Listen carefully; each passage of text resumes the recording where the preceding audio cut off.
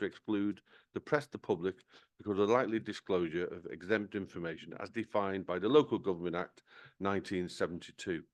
This meeting is carried out in a hybrid meeting with members attending in person in a council chamber, County Hall, Ruthin, or remotely via video conference. Those attending remotely are kindly asked to mute their microphones unless they are called upon to speak. Members are also asked to have their video switched on throughout the meeting, unless to improve quality of sound, I ask them to turn it on. You will be then expected to restart your video. Please refrain from using the chat facility as the message sent to or visible on the webcast. Those present in the chamber are asked to make sure that they speak directly into their microphone to improve the quality of sound and to help the meeting transparency today. All the business for today's meeting should be conducted through me as the chair. Jock and Val, thank you. And I will just start with bringing in legal officer just to confirm elected members and also those on the committee who are in attendance today. Chair. Borodar, good morning, everyone. In the chamber today, we have Councillor Edwards, Councillor Elson, Councillor Hilditch Roberts, Councillor James, Councillor Jones, Councillor Mendes, Councillor Mullen James, Councillor Parry, Councillor Roberts, Councillor Sanderlands, Councillor Young.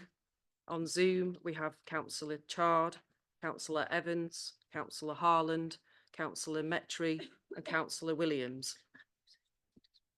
And I understand Councillor Julie Matthews just joined us on Zoom. Thank you. And we also have in attendance Councillor Edwards, Councillor Thomas, and Councillor Hugh Irvine, who are members who aren't on planning committee. Diolch. Okay, Jock and Val for that. And I will start with apologies, please.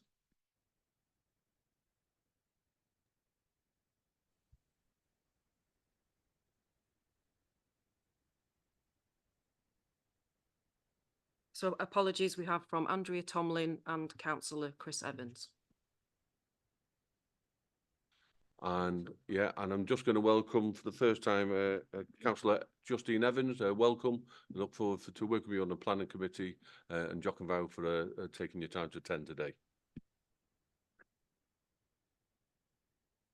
Councillor Chard, did you want to come in on apologies? Yes, yes. Councillor Cheryl Williams.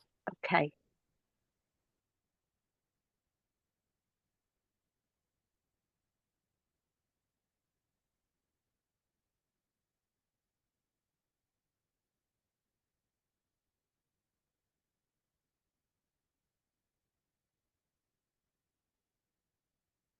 Okay, and now I'm going to bring in the legal officer to go through declaring any interest members may have for today's meeting. Jock about. Diolch. Members will be aware of the requirement under the Council's Code of Conduct to declare any personal or prejudicial interests in respect of any business to be considered at today's meeting. Such interest should be declared now or as soon as the member affected becomes aware that they have a personal or prejudicial interest in today's business. All members declaring an interest are required to state clearly what the interest is and to advise whether it is a personal interest or a personal and prejudicial interest as defined in the Code of Conduct. Any member declaring a prejudicial interest is required to leave the meeting for the duration of the business and can take no part in the proceedings. Members with a personal interest only may take part in the debate and any vote.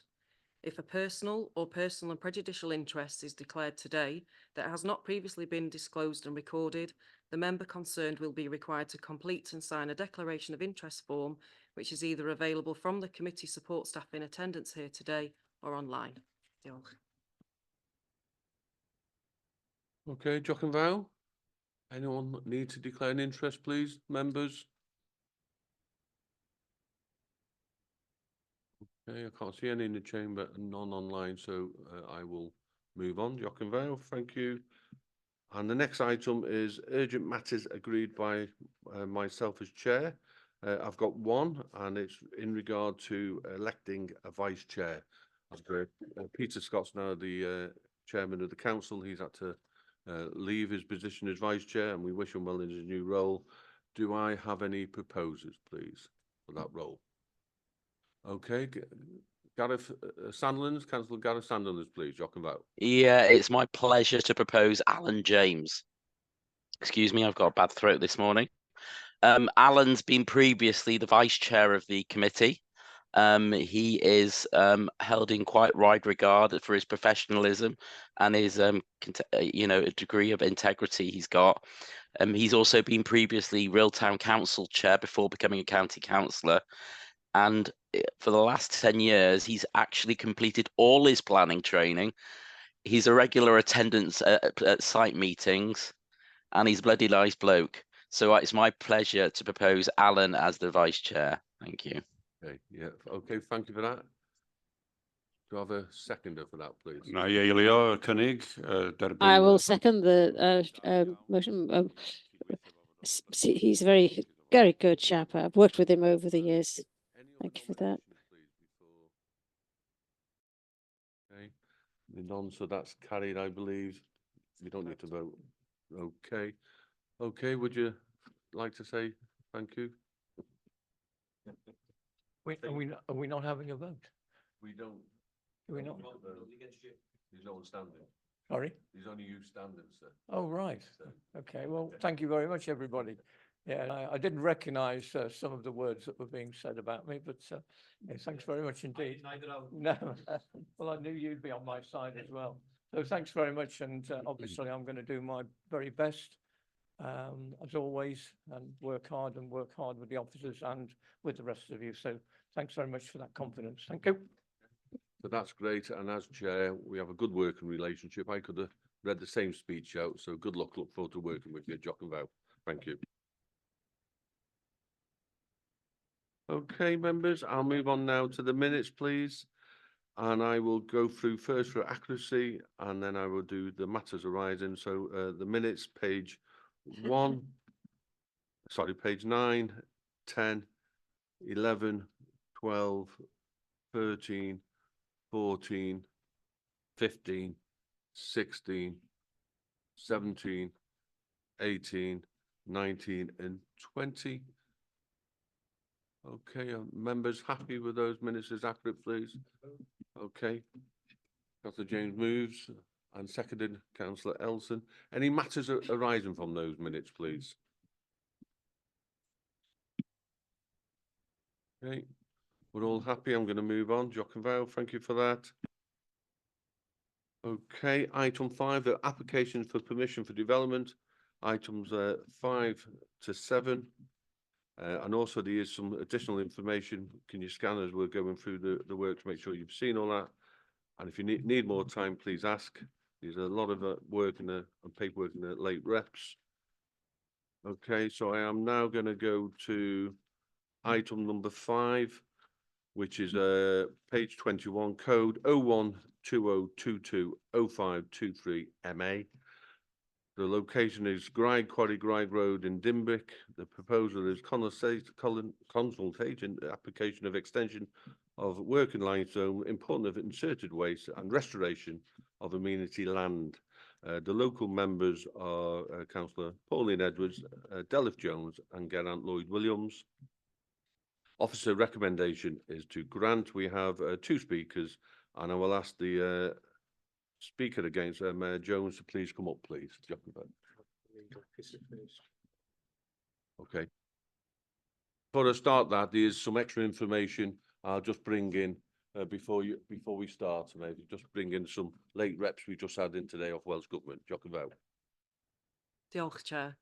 Just to let the committee and everyone in the chamber know that the council has this morning received a holding direction from the Welsh Government. It's under Article 18 of the Town and Country Planning Development Management Procedure Wales Order 2012. It's in respect of a consolidating application for the extension of winning and working of limestone, importation of inert waste and restoration to amenity land at GRAIG, QUARRY, GRAIG Road, Denbigh, LL 16 5US, application number 0120220523 MA. And the letter says, I am writing to inform you that the Welsh ministers have been asked to call in the application referred to in the heading to this letter for their own determination. Article 18 of the Town and Country Planning Development Management Procedure Wales Order 2012 enables the Welsh ministers to give directions restricting the grant of permission by a local planning authority. I am authorised by the Minister for Climate Change to issue such directions and, in exercise of this authority, I hereby direct Denbighshire County Council, with effect from the dates of this letter, not to grant planning permission in respect of A. Application number 01-2022-0523 MA, referred to in the heading to this letter, or B. Any development of the same kind which is the subject of the application on any site which forms part of or includes the land to which the application relates, without the prior authorisation of the Welsh Ministers. I issue this direction to enable further consideration to be given to whether or not the application should be referred to the Welsh Ministers for their determination. The direction prevents your council only from granting planning permission. It does not prevent it from continuing to process or consult on the application. Neither does it prevent it from refusing planning permission. Your attention is drawn to Article 31, which provides for the Welsh Ministers to vary or cancel this direction in respect of both the land and type of development covered. I will ensure you are informed of the Welsh Minister's decision on whether the application is being called in as soon as it is made. Diolch. Okay, thanks for that. And as I say, that's coming this morning. I'm going to bring in officers just to clarify where that puts us for today's meeting. Jock and Val, thank you, Paul. Diolch, Chair. Bore da. Good morning, everybody. Good morning to members of the public as well. Just for clarity in relation to the letter that was just read out by the legal officer, this is a process within the development management world where Welsh Government do have the right to issue a holding direction to a local authority. So what that holding direction does, it's actually preventing a particular local authority in granting planning permission until the Welsh Government has assessed the proposal themselves in terms of taking in all the relevant information.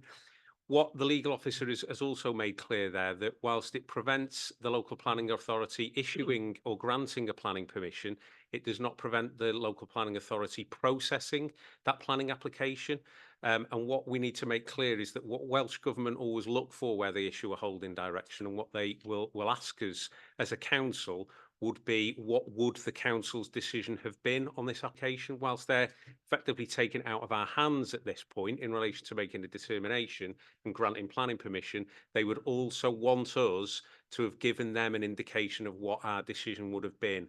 So we need to make it clear to members that this doesn't prevent us continuing with the application at Planning Committee today and to debate it, but the local planning authority could not issue a grant of planning permission based on the holding direction. Thank you, Chair.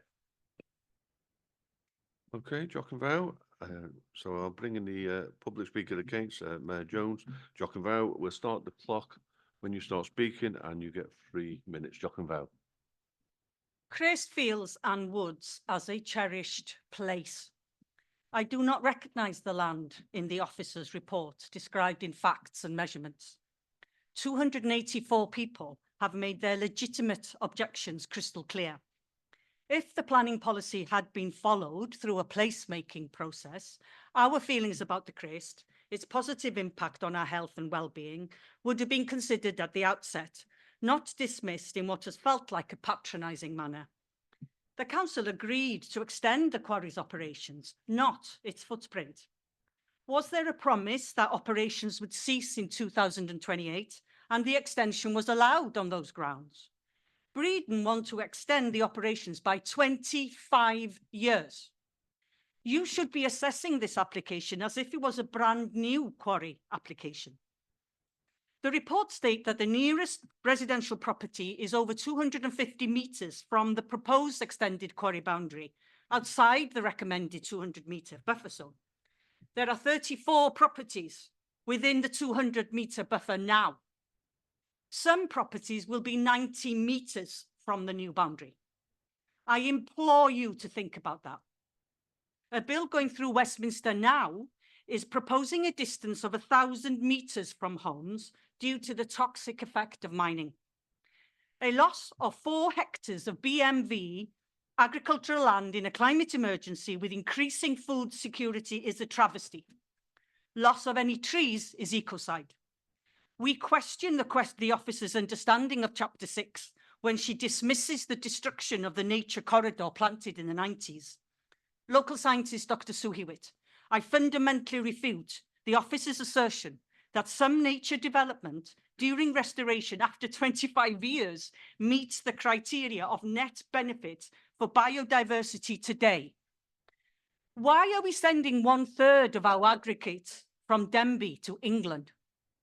Why does the report state that Denbigh is the most strategically placed limestone provider when the regional technical statement states that limestone is more abundant in Flintshire and has historically mainly sold from mould? Are you as a council not encouraged to use recycled aggregates in earth waste? How can you, as councillors, vote in favour of this proposal when there is scarce detail on plans to create a landfill site or the proposed restoration? This application fails to improve the economic, social, environmental and cultural well-being of our area and does not contribute to the statutory well-being goals. We are confident an independent professional would successfully challenge the report's conclusions. Sir David Attenborough, whilst it's tempting to think of those on the front line as the only ones who can make a difference, the truth is every one of us can and must play a part in restoring nature to our isles. Well, thank you.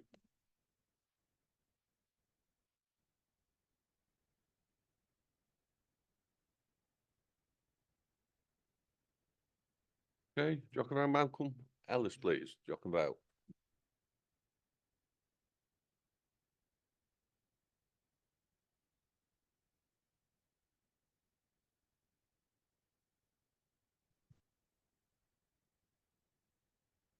Right, we start the clock when you start speaking, sir.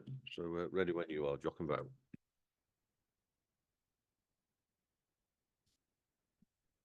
Swn i'n hoffi dechrau wrth ddiolch i'r aelodau. I'd like to start by thanking the members and chair for allowing me to support the scheme to extend the activities in Denbigh. This application in front of you wants to provide limestone for the area for another 20 years around that. It will give benefits to the community and the economy to reduce the carbon footprint and to confirm sustainability. The approval to the request will give a future to the quarry and also to job security to around 100 workers and their families, directly and indirectly. It would ensure a supply of limestone for the area rather than to transfer from Bredon quarries in Derbyshire or further afield. Bredon isn't trying to doesn't want to increase the lorry movements in this development. The intention, wherever possible, is to use local businesses and contractors to give help to promote the local economy, which has a positive effect on reducing carbon footprints and a less of a negative impact on climate change. The application in front of you includes a final restoration of which would increase biological ecologies if they are not affected directly by the development. This includes improvements to the woodlands around the area and provides bodies of water to the great crested newt and improvements to bats and dormouse and peregrine falcon habitats. Most of this will be presented at the beginning of the development and won't be reliant on the quarry being restored in its first instance. In addition, Bredon and the landowner have improved its considerable improvements to the public rights of way footpaths, which includes surfacing, maintenance, also includes additional lengths of footprints to the north of the quarry to confirm access to the local community, to the open countryside, to improve their health and well-being. So we ask you respectfully, members of the committee, put great pressure to support the recommendation that to improve this planning application. Thank you very much for listening.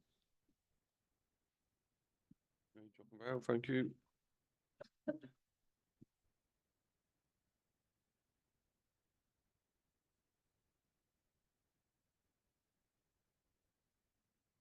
Okay, members, there's quite a lot of extra information on this, so if you can just make sure you've read it and scan it again as we go through this process. So this application was subject to a site inspection panel meeting on the 8th of December on a very, very wet Friday. So thank you all for attending that. It was a challenge, but you kept at it, and it is appreciated. And I think visiting the site was really helpful for everyone involved. So at the site meeting was myself, Councillor Edwards, Councillor Jones, Councillor Paddy, Councillor James, and I'll just ask if anyone from that site meeting, touching on the site meeting, on what they found valuable or any other points would like us to touch on that. Councillor Jones, talking about. Yeah, thanks, Chair. Yeah, it was a very valuable meeting. I think it was valuable that the whole site had been pegged out for us. Looking at the face, the actual blasting face, and then the bunds, and that was valuable so that we could actually assess and seeing the impact of that. I think lots of the questions that we raised we can see in the late reps, so I won't go through those. And I think those were valuable for us to get answers to those questions as well. Councillor Paddy, please. Yeah, as Denbigh's member, I am a member of the independent party. Independent group. Sorry, I went to visit the site as well, and it was good to see. I had been there before, and it was good to see it, like Della said, pegged out, so we could actually sort of get a bit of a picture and see how close we would be to the woods and how close we would be to the houses and whatever. So we had a good feel of that. So I won't go on anymore. That's just about the site visit. That's good. Okay. Okay, members, I'm now going to bring in the local member. Councillor Jones, would like to say a few words on the application. Yeah. Thank you, Chair. And can I thank both the speakers, Breathen, and on behalf of the local residents. I know it's not an easy thing to do, so we do thank you and appreciate your insights and your inputs into the process. Can I also thank Hannah for her report? It's a comprehensive report, and it's given us a lot to read. Ultimately, of course, it is our decision as members of this planning committee to come to a view that will all allow us to come to a decision. This is a significant and important decision of principle this morning, so I'm going to beg your indulgence this morning, Chair, as I may go on a bit more than usual. If that's possible, I hear you think. But I believe it is important for points to be raised to be given due consideration. So I beg your indulgence, please. As you'll have seen from the pack, there has been an active limestone quarry in operation close to this site for a considerable amount of time. Currently a 28-hectare site with planning controls in place since 1948, if I'm correct, with the most recent iteration of which as recently as the 3rd of October 2022, when a variation of time limiting condition to allow time to work, permitting reserves and then restore the site was granted, and that's barely 12 months ago. There are a few key points I feel it's important to draw attention to. Firstly, Planning Policy Wales 11, sections 3.58 and 3.59 obliges weight to be given to protecting land of grades 1, 2 and 3A, quality in agricultural land classification. It also notes that this land is considered the best and most versatile, and indicates that land of this quality should only be developed if there's an overriding need for that development. As we can see from this report, the grading the land on this site was considering today is cited as 1.5 hectares grade 2 and 2.5 hectares grade 3A, and the remainder non-agricultural land, so largely BMV agricultural land. Secondly, that the site of this application is located outside the designated development boundary in the current adopted local development plan, and is in very close proximity to the Crestmawr Wood, a site of special scientific interest, and the GRAIG quarry SSSI. Thirdly, that Planning Policy Wales 11 states, and I quote, extensions to existing mineral working, whether they be time, lateral or depth extensions, should be considered in the same manner as applications for new sites. Applications will need to be considered taking into account the impact on the site as a whole, the wider surroundings, and will need to be considered on its own merits. Bear with me. I believe, therefore, that the key task for us as a planning committee is to determine whether we can justify granting permission for this effectively new endeavour on 5 hectares of BMV agricultural land outside the development boundary. I would liken this to us having to decide as to whether we're happy to grant an application for a new golf course and a clubhouse on the same site type of scenario. So why would we even contemplate taking such a monumental decision?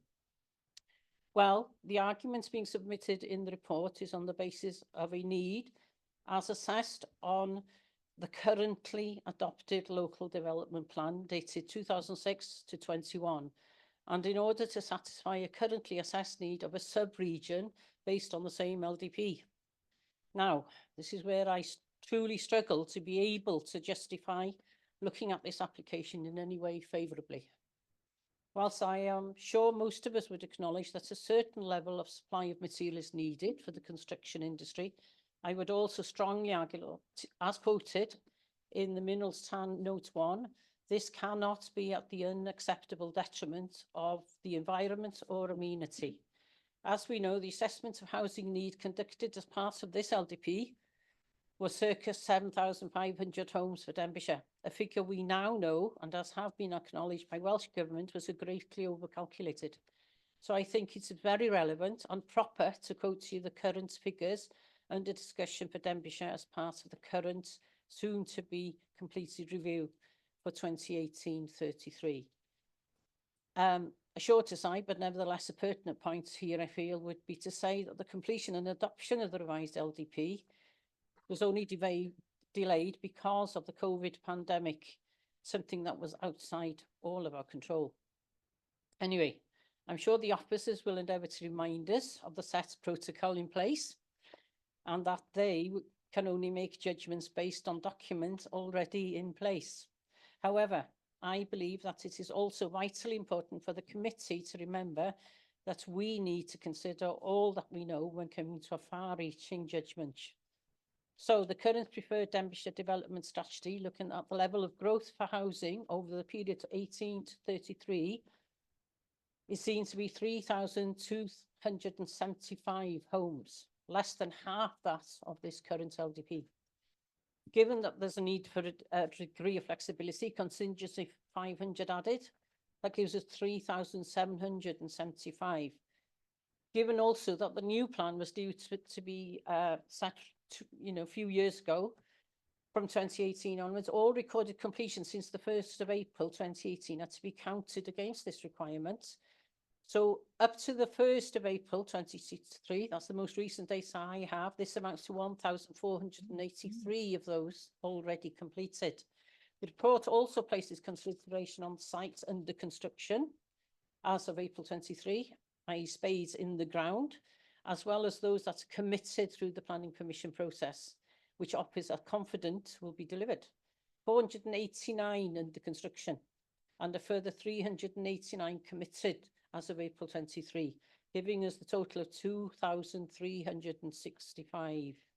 Given that the current regional technical statement second review, endorsed as recently as January 21, states, and I quote, with regards to Denbighshire local authority area, the RTS2 does not require Denbighshire to make any crushed rock allocations based on the permitted reserves and the apportionment figure calculated in the RTS2. This statement is based, to my mind, on an out-of-date, grossly overcalculated demand for circa 7,500 homes that the report before us is required to base this calculation on. How can we, therefore, in any way use this as a true basis for our decision here today? When we know the currently acknowledged calculations of housing growth need is less than half that of the current LDP, and more importantly, that 70% of that calculated need has or is currently in the process of being delivered without the need for the material being requested in this application. In essence, therefore, we're being asked to approve an application for material that Denbighshire did not assess as a need based on outdated data, and in future will have far less of a need for, given that data I've already quoted. We must also remember that an application by Handra Quarry, based in Flintshire, a substantial quarry capable of producing circa 34 million tonnes, if I'm correct, of material, has very recently been approved. I also question what, if any, effort has been made to investigate the numerous other mothballed quarries in the sub-region for reserves held there before recommending for the granting of a further 25+ year extension to Denbigh Quarry, as is the requirement for new quarries under Planning Policy Wales 11. As an aside, I also think it is relevant for us to be reminded that Welsh Government currently view is to halt major infrastructure such as roads, bridges. Development of alternative actual is their preferred way of thinking. The comparatively recent announcement from England for the cancellation of HS2 and the current flatlining of the economy, all making it difficult to see where the demand needed to justify granting this application would be coming from. Added to this, I have significant concerns relating to how we can truly be assured that the site of significant scientific interest in Crestwood, the woodland, as I quote, is one of the very best examples included of a woodland type occurring mainly in southeast England, but also in other parts of Britain. I'm not convinced that the SSSI woodland running directly parallel and very near to the proposed new extraction area, in places as close as 40 metres, would be adequately protected by the proposed 10-metre high bund and the vegetation that will take 15 years to mature. And this is where I'd like to just look at planning policy chapter 6, because I think this is a pertinent point to look at that. Chapter 6 gives us enhanced requirements for environmental protection. And if I can quote from here, it says under 6.4.17, under sites of special scientific interest, there's a presumption against all other forms of development in an SSSI as a matter of principle. And this presumption should be appropriately reflected in development plans and development management decisions. There is also a presumption against development not within SSSI, but likely to damage an SSSI. It also says, quotes further on, to seek an NRW, and let me get the number for you, 6.4.17, to get NRW perspective on this. I've been looking at the submission put in by NRW, which is the last I can see is dated on the 2nd of November, if I'm right. And from what I can see from this, they have significant concerns. They said that they can, but I can see that it says about conditions. But this is based, from what I can see, on consultation topics that they based their assessment on September 2018. So can you clarify whether this has been updated and whether this is relevant in chapter 6?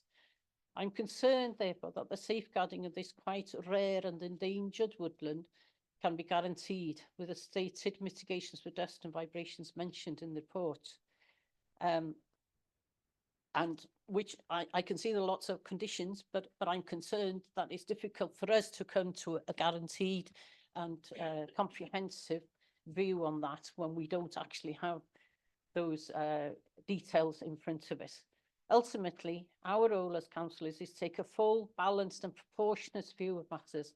As such, the view of the 271 submissions made in opposition to this matter by local residents who will be directly affected by this decision for the next 25+ years must be a key factor in our decision-making process today. Despite blasting data reported as sitting within the permitted legal window, which I don't dispute, the real lived experience of these residents of the community of Denbigh is a very different reality. During a recent liaison quarry meeting, in fact, Breedon officers acknowledged that vibrations may be able to be felt, rattling and a certain degree of shaking can occur due to the over air pressure effect, which cannot be fully predicted. Whilst deemed to be safe and within legal and permitted limits, it's also a very real and lived part of people's lives that causes a detrimental effect upon people's amenity and well-being, and as such must be a consideration. I could go on and raise issues surrounding concerns raised by the North Wales Wildlife Trust, on which I'd like more clarification about their data and the surveys that they've taken on the impact the site might have on DCC climate change, net zero emergency targets and other matters. I've spoken quite long enough. In conclusion, I cannot support this application because it's sited on B&V agricultural land. It's outside the designated development boundary. It's within Denbighshire, a region that currently does not require additional aggregates. It's within an authority that calculates a dramatically reduced housing growth levels for the new LDP. It runs closely parallel to an SSSI without sufficient, in my mind, detailed approved mitigations, and against the clear and understandable legitimate concerns of significant body of local residents whose lived experience, amenity and well-being that is and would be significantly impacted by the continuation of the quarry workings in close proximity to their homes. I believe the extension of the current planning permission was granted 12 months ago. The extraction of the remainder of the material and restoration of the site was the right decision. I strongly arguments that lead me to conclude that continuation of this quarry on this site at this time cannot be merited. Thank you for your time.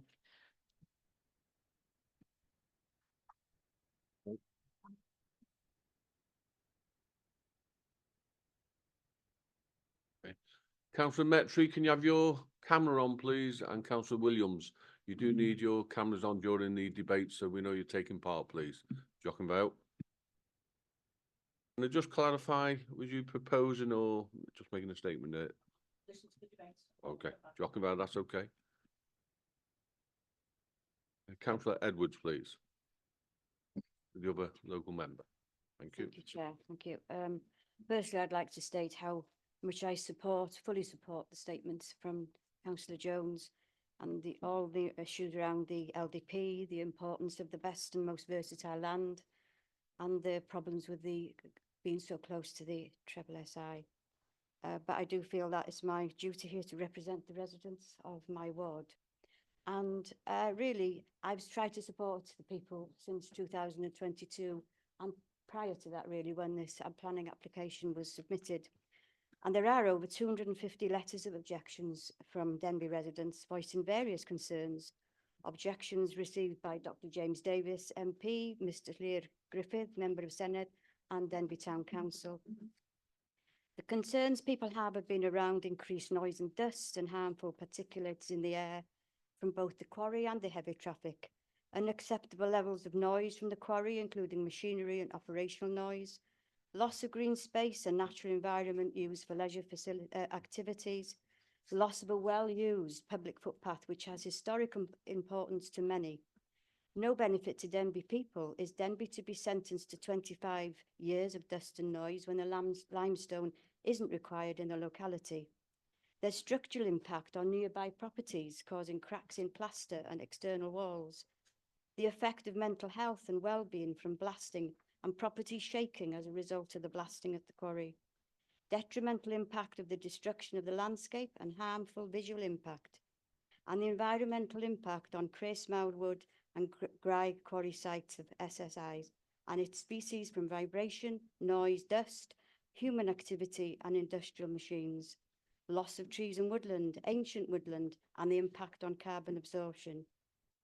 Irreversible harm to the ecosystem and loss of habitats, and the impact on local highway network and its capacity to accommodate the increase in quarry vehicles, and of course the impact of property values. And you can see in that there are themes that show how concerned the residents are about the impact of this extension should it be granted permission. When you consider these concerns voiced by residents, it occurred to me that they are all issues that are covered by the Wellbeing of Future Generations Wales Act 2015. The goals of this act would appear to be very relevant. A healthier Wales, a society in which people's physical and mental well-being is maximised and in which choices and behaviours that benefit future health are understood. A Wales of cohesive communities, attractive, viable, safe and well-connected communities. A resilient Wales, a nation which maintains and enhances a biodiverse natural environment with healthy, functioning ecosystems that support social, economic and ecological resilience and the capacity to adapt to change. A globally responsible Wales, a nation which, when doing anything to improve the economic, social, environmental and cultural well-being of Wales, takes account of whether doing such a thing may make a positive contribution to global well-being. Surely these goals should be taken into consideration when considering this application.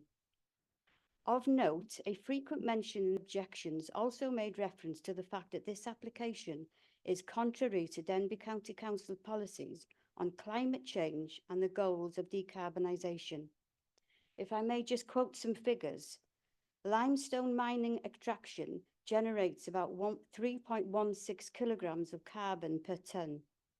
The extraction plan for GRAIG quarry would be equal to the extraction of 200,000 tonnes per year for 25 years.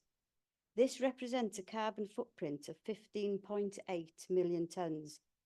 Wales's total footprint is approximately 41 million tonnes, so this quarry would be producing more than 1.5% of all Welsh carbon.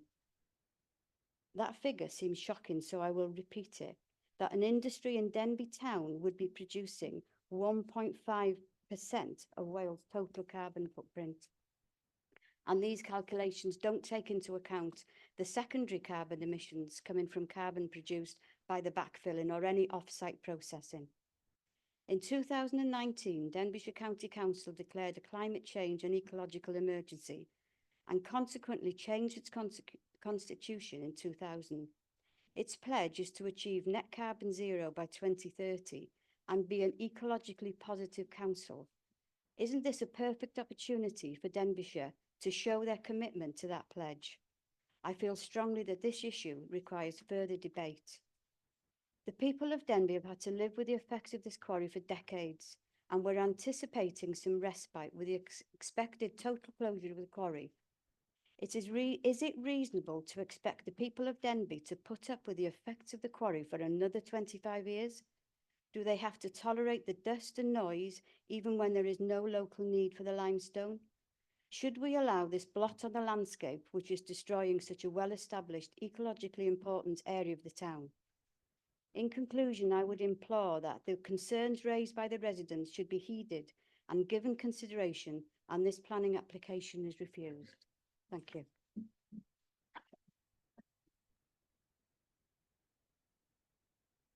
Okay, I am just going to bring officers in now. I've had two members, then I'll go back. I can see Councillor Harland. I will bring you in, but I'm just going to let officers respond just to give the debate some momentum. If you can respond to the points made, please, that'd be great. Thank you, officers. Thank you, Chair. Yeah, and thank you to the local members for their thorough speeches there, containing a lot of relevant information and a lot of relevant points in relation to this.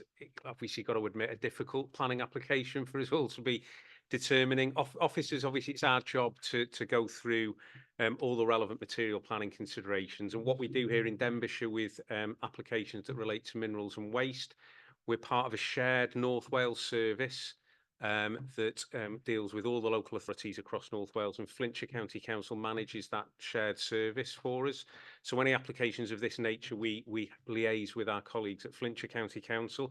So I need to introduce Hannah Parrish, who's the manager of the North Wales Shared Minerals and Waste Service. She's been the case officer on this application. Obviously, she's written a very detailed and thorough report that you've all gone through.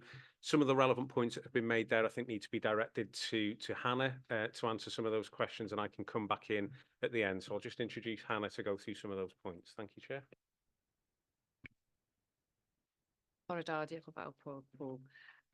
Would it be of assistance to just summarise the proposal and then address the points that the local members, or are you happy that the report is as read with the late representations?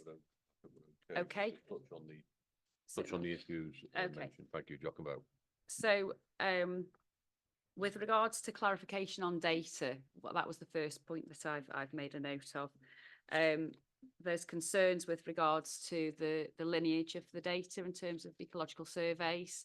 This application has taken a long time to actually put together in terms of the surveys that were required to support the environmental statements.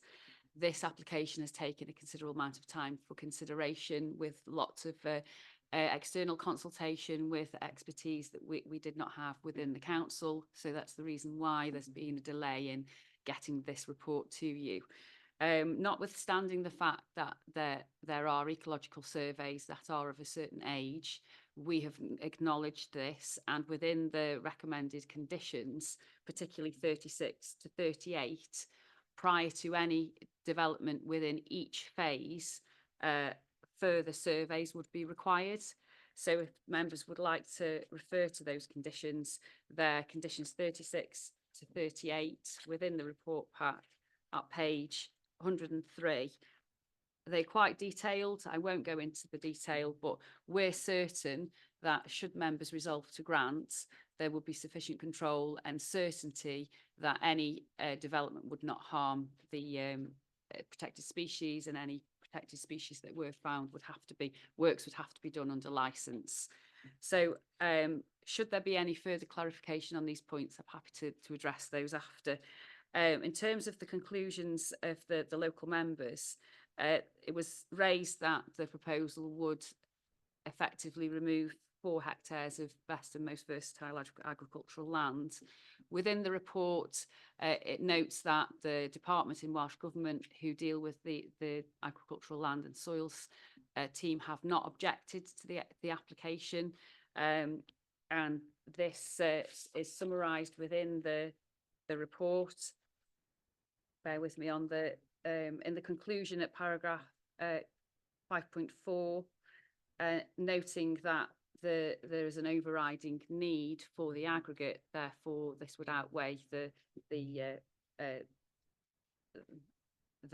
agricultural land being removed. That brings me on to need, which has been raised as a concern and linked with being outside of the development boundary, which are related. So in terms of the preparation of the local development plan, yes, the local development plan was drawn up in the early 2000s, and in terms of looking at allocations for new limestone crushed rock quarries, the data was used on the regional technical statement dated 2009. So therefore, that data has been updated twice. There's been 2 further reviews. So if members will just kind of put in the picture of when officers are putting together evidence for the local plan, we're using evidence from the regional technical statement in 2009, and every 5 years that is updated. And we are now, our evidence is the regional technical statement 2, which states that, quite rightly, as the councillors have mentioned, that there is no need for Denbighshire to provide any allocations in the local plan.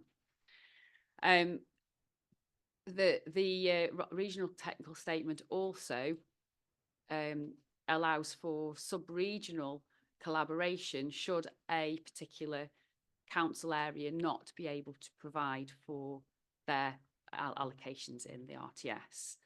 And so back in 2001, again, it's within the report, the members of the strategic planning group resolved to endorse a collaboration agreement.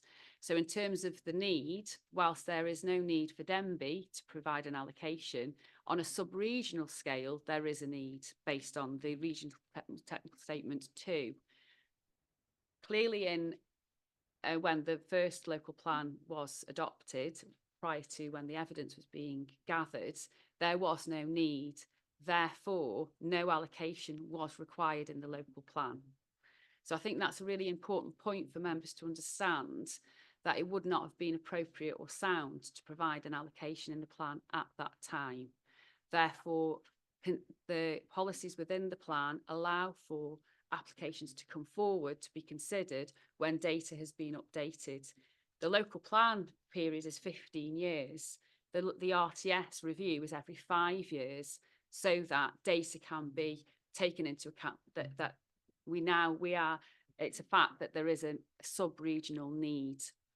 So coming back to the point that it's outside of the development boundary, it would not be appropriate to propose a quarry within the development boundary, clearly because there's residential properties. We have policies within the plan for buffer zones, which has been discussed already.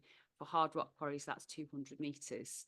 And to be clear, there are no properties within the 200-metre buffer zone, and this proposal would not bring any quarry development nearer to residential properties. So yes, whilst there is no allocation in the plan, there are policies within the plan to allow for consideration, subject to all things being considered and being in compliance with the policies. The report has concluded that, in my view, that the proposal is in accordance with those policies within the local plan and PPW. So in terms of need, I hope I've explained that it's quite a complicated situation. And yes, it is not, there is no allocation in the plan, but at the time of drafting that plan, there was no need. There is now a demonstrable need, and that need has outweighed the uptake of 4 hectares of BMV land. So we are in the planning balance concluding that the need for aggregate is greater than the need for the 4 hectares of agricultural land. Mention has been made with regards to the concern on the SSSI, which is in close proximity to the proposed extraction area. As part of the original 1992 consent, there was a Section 106 agreement for the management of those crest woods. When members resolved to grant in 2020 for the extension of time, that Section 106 agreement was extended to include the T crest, the T mawr, as well as crest mawr. And should planning permission be granted, that management, the requirement and obligation for a management plan would be taken over, and a further Section 106 deed of variation would be required. So in terms of that management of the woodland, management plans would need to be drawn up, and we would within the 106 agreement, there's a requirement to submit those management plans for our review, so that we are certain that the proposal, that the operations would not harm the SSSI. Mention has been made to reference within Planning Policy Wales and how extensions to applications should be considered as a new application. This has been submitted with an environmental statement, and it has been considered as a new application with a large raft of technical documents and proposals to grant with some 50 conditions. With regards to the effect on amenity and blasting and noise and dust, that is also acknowledged within the report. We are confident that management controls and conditions within the proposed conditions would control that to acceptable limits. We, as a North Wales shared service, regularly monitor the conditions. We've got a team of monitoring officers that would go, should planning permission be granted, we would go and make sure these conditions are being complied with. In terms of loss of ancient woodland was mentioned, just to be clear, there are no trees proposed within the application area that are protected, and they are not ancient woodland designation. Mention has been made, acknowledged to the climate change issues and the issue of carbon dioxide emissions. So whilst it's a fact that limestone contains carbon, it's difficult to mitigate in terms of when there isn't, people still need to build roads, people still need asphalt. Well, we as a society have, there are products that use limestone, therefore carbon dioxide is emitted. However, companies are making efforts to decarbonise their products, and also I did some research in terms of the agricultural lime, which is 40% of the output of the quarry. A lot's been mentioned on the need for aggregates, but there's also a need for the agricultural lime. Details within the late observation corroborates the quality of that ag lime. and I've been reading with regards to the emissions of carbon dioxide that I'm not a scientist, I'm a planning officer, but from what I've read, I'll just make sure I get my notes so that I can quote it properly. So apologies, just let me get my notes. Too many.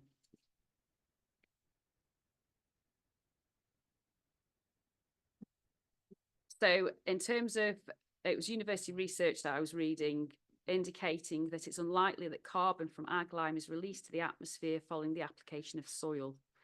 So notwithstanding the products out of the quarry are effectively, there is carbon dioxide emitted, and also the offset of the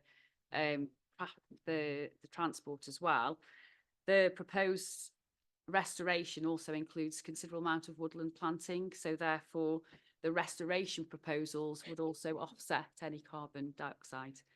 So I hope that's clarified that.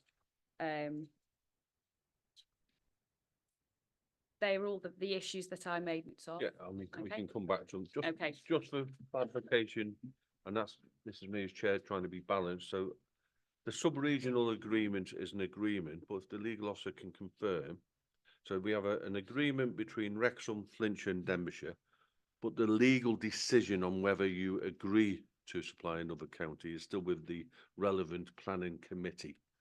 Can you just confirm that? Because we do have an agreement, but just the lawfulness of who the decision makers are, please, before I go forward. Yes, that is a decision for planning committee. And that's fine, just so we know there's agreement, but it's this committee's, your decision today. I know it's a big one, but I just wanted that clarifying. I am now going to bring in Councillor Harland, who's been waiting patiently, jock about. Chair, I'd just like to back up Councillor Edwards and Councillor Jones's extensive information regarding this application. The extension of this quarry will yield 4.4 million tonnes of limestone. If this is used for the production of cement, that will give off an extra 4.3 million tonnes of carbon dioxide to the atmosphere. This represents 285,000 tonnes per year over the next 15 years. The council's own net carbon zero position in 2020 was only 16,500 tonnes per year, almost 20 times lower. If we are to grant this extension of the quarry, the resulting huge increase in carbon emissions will dwarf all the planned carbon emission savings that we are planning to make as a council. I don't see any mention of the direct and indirect impact of its proposal on climate change. The applicant needs to address this in line with our council's current climate and ecological change strategy. And I would support a refusal of the application on these grounds. Chair. Okay, jock about, thanks for that. Councillor Paddy, please. Thank you, Chair. Just one of the points on page 63, which where North Wales Wildlife Trust objects to the planning application concerns with regard to the impact of wildlife may not have been adequately addressed and which could affect the success of mitigating measures. North Wales Wildlife Trust have concerns the majority of the wildlife surveys that accompanied the application are out of date. They are also concerned with regard to the mitigation works proposed, particularly in relation to the replacement planting, and questions in this would adequately mitigate the loss of regeneration of the woods. What I'd like to put a condition today, Chair, if the application goes forward for grant, if it does, that this is a condition put in that this new report comes back to planning before it's made a decision, so we can see the full proper report on this, the up-to-date report on this one before it goes to planning. That's just one of my questions. Just on my bit of it, I just need to support Delitha and Pauline really on their speech today. I'm going to go on about the LDP a little bit because we're in the old LDP. This isn't in the LDP, and just for people to understand why quarries aren't in the LDP, most of the quarries in Denbighshire, Flintshire and Wrexham were actually quarries before any LDP was even thought about. So they were there before. It's their historical bits of kit there. And like Dalit said, if you wanted to build a race course, golf course, garage or anything on this bit of land here, it's out the LDP, you wouldn't get it. And I'll take you back a little bit in history of our council, of when we wanted to put in, if you remember the Gypsy and Travellers sites, we wanted to put into Greengate Farm in St Asaph, which was out of the LDP. Well, when we put that into planning, it was refused on planning because it was out of the LDP and various other reasons. And then we put a proposal in then that if we need a Gypsy and Traveller situation in Denbighshire, which I think has been proved now we do, it comes into the new LDP. So I think what should happen with any quarrying, if there's a need for it, it should come to the LDP and then come into the LDP so that you can show that there's actually need in the area to go through the process properly. So that's my bit on the LDP. I mean, I've asked residents in Denbighshire, and that, you know, my father used to carry from Denbighshire Quarry. I don't have to declare an interest in that because he's been dead over 30 years. But, you know, they carry from there. But, you know, people in Denbigh have put up with vibrations and bangs and whatever from the quarry for over the years. I don't think we should have historic that going forward anymore to supply, because there isn't a proof of the need, really. I think if it was really questioned, because we're going back on, Hannah mentioned a report from 2001 and the ongoing every 5 years. But we know ourselves here with our old LDP and the housing needs that were shown with the old LDP and showing the housing needs in the new LDP that we're looking at, we were about 7 or 8,000 houses too many. Somebody will know the amount better than me. So we don't need the aggregates there to build those houses that aren't needed. I'm going to touch a little bit on the lime, because I know there's a big push on the lime, and I think that's sort of really a bit of a steer to take it to show there's a need for it. I mean, I'm an agronomist and I don't sell lime at all, so I've got no commercial reason to say anything different on it. But most of the lime that comes out of North Wales, if it's classed as lime, because it is screened lime. Any agricultural farmer who's looking for lime will be looking for ground lime. And the difference in screened lime and ground lime is the particle size of it. Screened lime is bigger than ground lime. Ground lime breaks down much quicker, because when they want to lime the field to get it correct, it works an awful lot quicker. I'm not going to harp on about that one. Yeah, I think I've said enough for now. I might come back later if I pick up something, but I'm supporting Delith on this one. And Polly. Okay, is there any points there? And then there was a point raised about the traffic impact. So we've got the traffic officer here. It was mentioned about the capacity issues. If you can just touch on that. So we're touching on everything raised. Any thoughts on that, please, John? Morning. The applicant has confirmed that the additional reserve is to be exported in HGVs via the existing Hall Road and utilisation of the existing access to the A525, A4, 543 roundabout through Colomendy Industrial Estate. The restoration material will be imported to the site. This would be restricted to 100,000 tonnes per annum, and therefore this would not represent any increase in vehicular traffic on the highway network over and above what has already been deemed acceptable in planning terms when previous applications has been considered previously historically. As a result, there would be, in our opinion, no significant change in terms of vehicle activity associated with the quarry compared with the current and ongoing situation that had already been approved. Therefore, as a highway authority, we don't consider there would be a reason to refuse this on highway grounds. Thank you. Thanks for that, Jochen Vale. Councillor Roberts, please, Jochen Vale. I'm going to address in Welsh, of course. I'm new to this planning committee, having been chair of the council. If I was a Denbigh resident, I would be 100% against this scheme. Can I read what Hughes Griffith has given to you in English?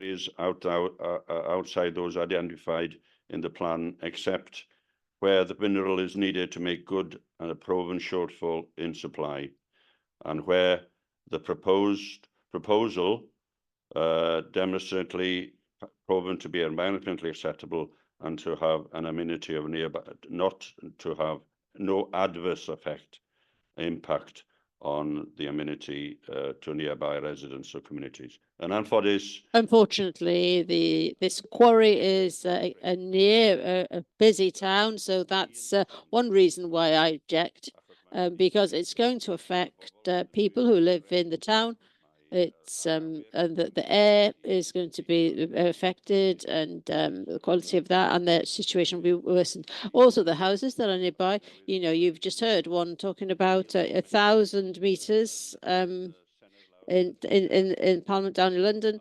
You know, that's you know, hopefully it won't come to us. So I cannot be in favour of the quarry at the moment. So I object 100% and agree with Delith and Pauline and others who have spoken already. Objection, a definite objection. Thank you. Jock and Vale, thank you.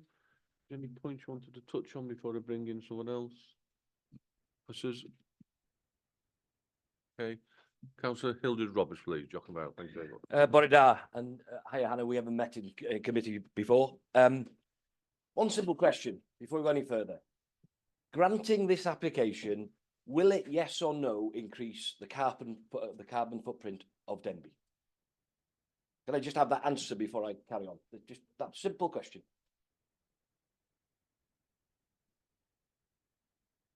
In your own time. Okay.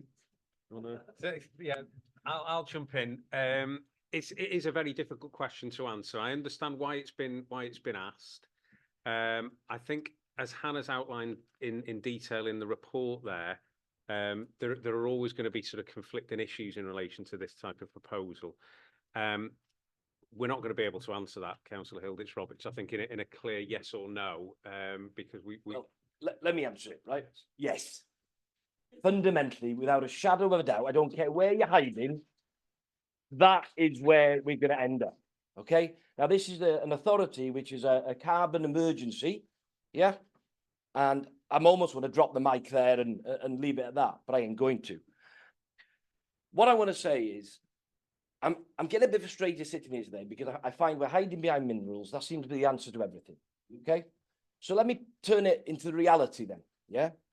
You've told me there is no need in Denbighshire, no need. It's a sub-regional need, okay, which is a very, very different. So we're saying there's no need. But what we're saying as a local authority is there's a need of over 800 homes for the next 10 years in Denbigh. So let me turn it on its head. I'm rocking up now to the crest. I want to put 500 houses up there. You'd laugh me out the building. Absolutely wouldn't entertain me. But I'm saying there's a need, a qualified need by the work that's been done. So we're putting something outside of the LDP, yeah, outside of the LDP, which is really, really important, right, that we do have no need for. You know, somebody mentioned the Gypsy Traveller. Actually, the need wasn't qualified at that time and has changed over time, and need does change over time. But what I'm saying is, you quote, and I think you used, Hannah, your view, your opinion. That's what this is about, my opinion, your opinion. You quoted Welsh Government not objected, overriding need, I think was your quote. Well, they're sitting at a desk in the backyard. They have no reality. Yeah, they don't live in the area. They don't breathe the area. They don't have to wash their cars in the area. They don't have their children living in the area. And it's easy to do a desk exercise, but it's the people like this that have to live every day in that environment. Now, you quote that the houses won't be affected. Well, for my naked eye, I'm looking at this, you know, it is an extension of an existing quarry. Yeah, let's not hide from that, even though you say you're treating it as a new one, it's an extension. So therefore, the quarry gets bigger, the area opens up more, the noise becomes more. And I acknowledge that you've said that, you know, you acknowledge in the report the conditions. I think when I started to read the conditions, I nearly fell asleep. Because how many conditions, what have you got? An army there to manage these? Things happen at night, things happen in the day, unless we know about the lasers in Ruthin, you know, with the smoke. So some of my colleagues here will remember the issues that we've had with there. Struggling to manage that because officers are in bed at 2 o'clock in the morning. They're not standing there whilst things are happening. You're not, you Paul? Okay. So what I'm saying is, I want to compliment Delith and Pauline on the work that they've done and the research on this, because I think, Denby, you've got two great voices there speaking on your behalf. But at the end of the day, it is increasing the carbon footprint outside the LDP. Yeah, the environmental impact is huge on here. And I urge every single member of this committee that if you vote for this, you shouldn't be sleeping tonight.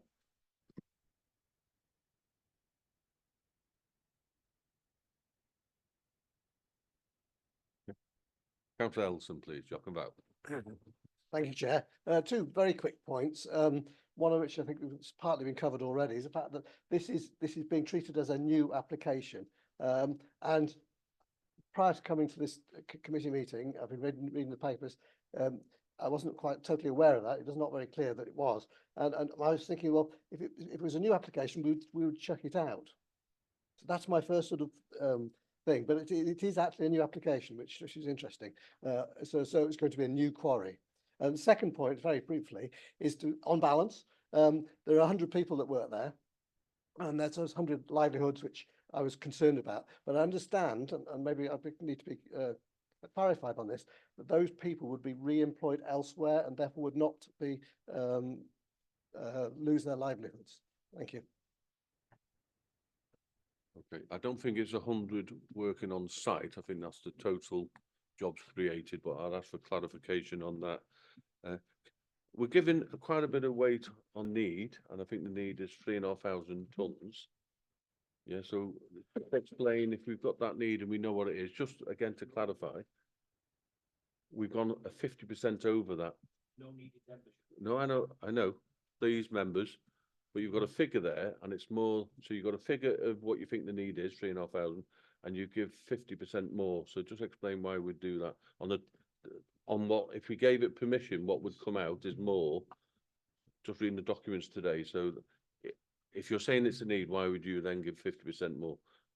Just to explain that, and also touch on the jobs and whether it's the other bit on the is it a new application, needs to be clarifying for the member.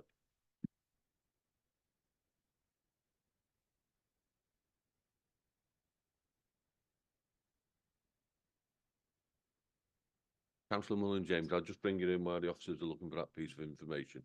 Jochen Vow, thank you. Thank you, Chair, very much. Thank you, everybody, for all the input today. I think it's been a really good debate and people have done a lot of research, and I congratulate them on that. Can I just have one thing made clear, please? We are in collaboration with, as you said, other authorities on this matter. And we have, as it's been alleged today, have no need in Denbighshire for the aggregate at this time. But it must be that there are other authorities that need this aggregate. Now, when we need something that we haven't got, we therefore go to another authority to get that need. So somebody else in another authority is probably sitting in a committee somewhere having the same discussion that we're having today. Can officers make that clear for me, please? Okay, happy to come in now. Okay, then a couple of points, Jochen Vow, thank you. So Councillor Mullen James makes a very good point there. I think we were talking about this back in 2019, 2020 when we were looking at the extension of time.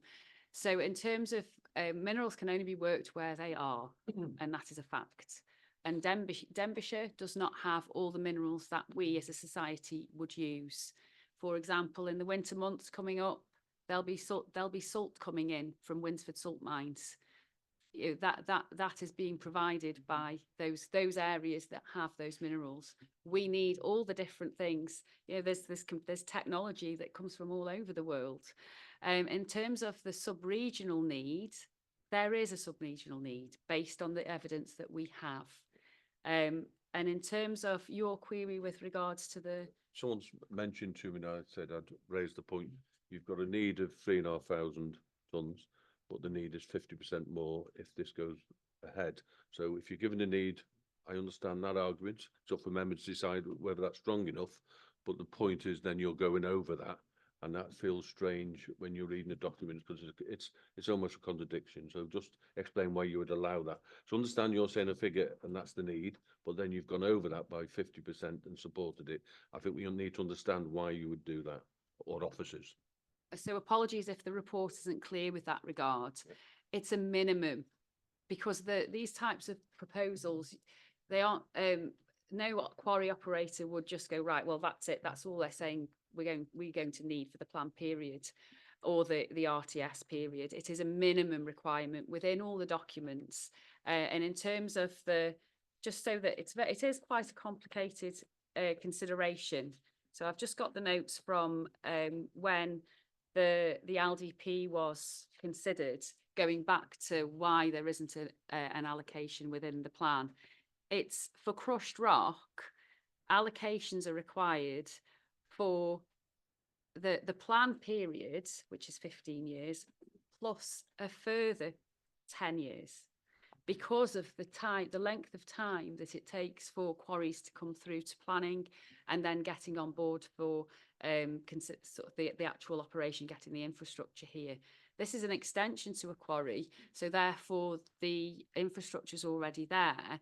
And the comment with regards to it's being considered as a new application, and that is in terms of the information that was required. I'm not sure whether I'm kind of, is that coming across sufficiently?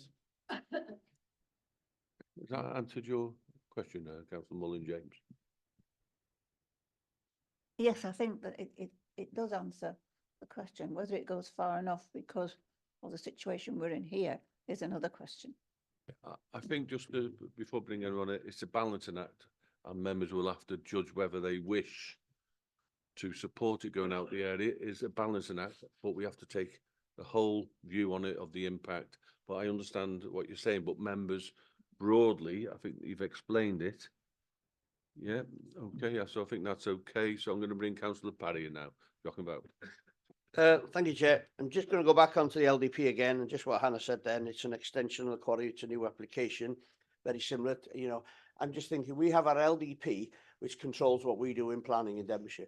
Denbighshire Quarry's been there for a long, long time, longer than I've been about, and we've had LDPs going before. So why haven't they brought previously in the old LDP or in the new LDP any plan to sort of mitigate the extension they needed? I'm just going there. Now, Hannah mentioned that we have an extension on the quarries. It's a new application, but it's an extension to an existing quarry. Now, if I was Mr. RHYL building houses in RHYL, and I've got a big housing estate there, and then I want to extend it there, they wouldn't be planning just because it's an extension of a housing estate. If it wasn't in the LDP, Mr. RHYL or Mervyn Parry wouldn't get it. It'd have to be in the LDP. And if they planned on that, they'd have to plan to put that extra land within the LDP to supply the need going forward. So I think we've got to understand that the LDP is our important part for members within Denbighshire to control what we do in planning.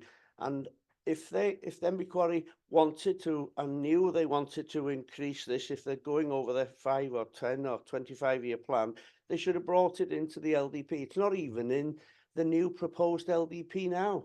It's not even in that one. We've been going through that with SPG, with Wayne as chair on that. We've never even heard about it on our SPG. So I'm sorry. No. So I think your question is, you've got an application for a site outside the LDP, and the LDP is a process. So why is this coming as part of a separate process, an application to the LDP? I think it's worth clarifying. Did you want to just come in on that point, Councillor Roberts? Yeah, okay. If I may, and I think the important thing here is that if you look at the LDP and the amount of narrative that's in there regarding minerals is negative, isn't it? There's absolutely hardly anything.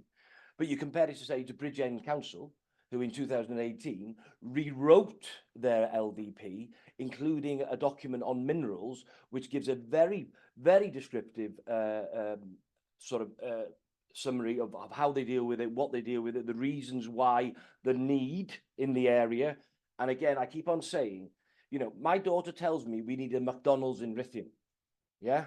But if there's not a qualified need, McDonald's won't come here. We are told categorically there is no need. And I do struggle a little bit with Councillor Mullin-James's point about we go and get it. Well, I'm sure, we could go anywhere in the country. You know, there are houses being built in Denbigh where the topsoil's been shifted out to England. That happens, that's economy. So I don't think it will ever be in a situation that we're struggling for limestone in Denbighshire because of the infrastructures around the UK. So what I'm saying is, this is about a need that's not there and the impact of the people who live in the area and the environment. Those are the three things you've got to consider. Okay. Councillor Mullen-James, please. I don't think I said we'd struggle for limestone in this area, but in regard to the LDP, we don't have those sites in the LDP. They are being determined at the moment. So whether a piece of land comes in or not is not determined yet. Okay, officers on that, and I'll bring a few more in, and then we've been debating, and now I will bring more in. I'm going to let officers just touch on the LDP part because I think it's important to clarify. Okay, officers. Thank you, Chair. Yeah, I think we have had quite a good debate, and I'm sensing the room anyway. So I think what we probably need to do is start to focus a little bit on moving it forward to a decision. Just a few things that I just want to touch upon first, because there is a bit of a distinction, and it's all about language here, isn't it? It's all about understanding terminology, and planning is a complicated world. We've talked a little bit about allocations, talked a little bit about LDP boundaries. We've talked a little bit about need. The key thing also to remember here is that some of these things are quite long processes that we go through. So to develop a local development plan is quite a long process. To agree sort of sub-regional strategies around minerals is quite a long process. The quarry's obviously been in existence at this site for a very long period of time as well. So we've got to have regard to the fact that this is an existing quarry. But I think what we've got to try and focus on now is the evidence and the challenge that we could be under as a council and as a planning committee in relation to evidence in terms of making a decision. So some of the things that have been raised here, I've noted down in some of the councillors' comments. First, around the best and most versatile agricultural land. Well, again, and this isn't trying to influence members in any particular way, but it's officers' job now to sort of try and give that sort of rational approach and the argument which we've put into the report on some of these things, because fundamentally we've mentioned at the very start that Welsh Government have issued a holding direction. So first and foremost, Welsh Government could take it out of our hands and make a decision for us. There's also obviously, if the application is refused, there is a right of appeal against any decision. So again, if there's a right of appeal and the applicant takes up that right of appeal, it will be a Welsh Government minister or a planning inspector from the planning inspectorate Wales that will make the decision, and they will only make the decision on evidence. They will make a decision based on hard evidence in relation to some of these things that we've been debating. So best and most versatile agricultural land, is there an overriding need to go against that? We've consulted with the relevant part of Welsh Government on that, and as Hannah said, they've come back and said that they feel that in this instance that there is that overriding need. So the question for you, it's still a material planning consideration, the loss of best and most versatile agricultural land. But the question for members now is, have we got enough evidence to defend that within a planning appeal, or how would Welsh Government look at that? I'm just leaving that there because it is a material planning consideration. So that could be used in your defence. The issue around need, again, you've heard from Hannah, you've heard the debate around this issue of, is it the need specifically for Denbighshire, or is it the sub-regional need that we need to be aware of? Well, again, you need to start to think around whether in evidence, in any appeal or anywhere else that the Welsh Government might be thinking about this, would they look at the need for Denbighshire, or would they have regard to a sub-regional need?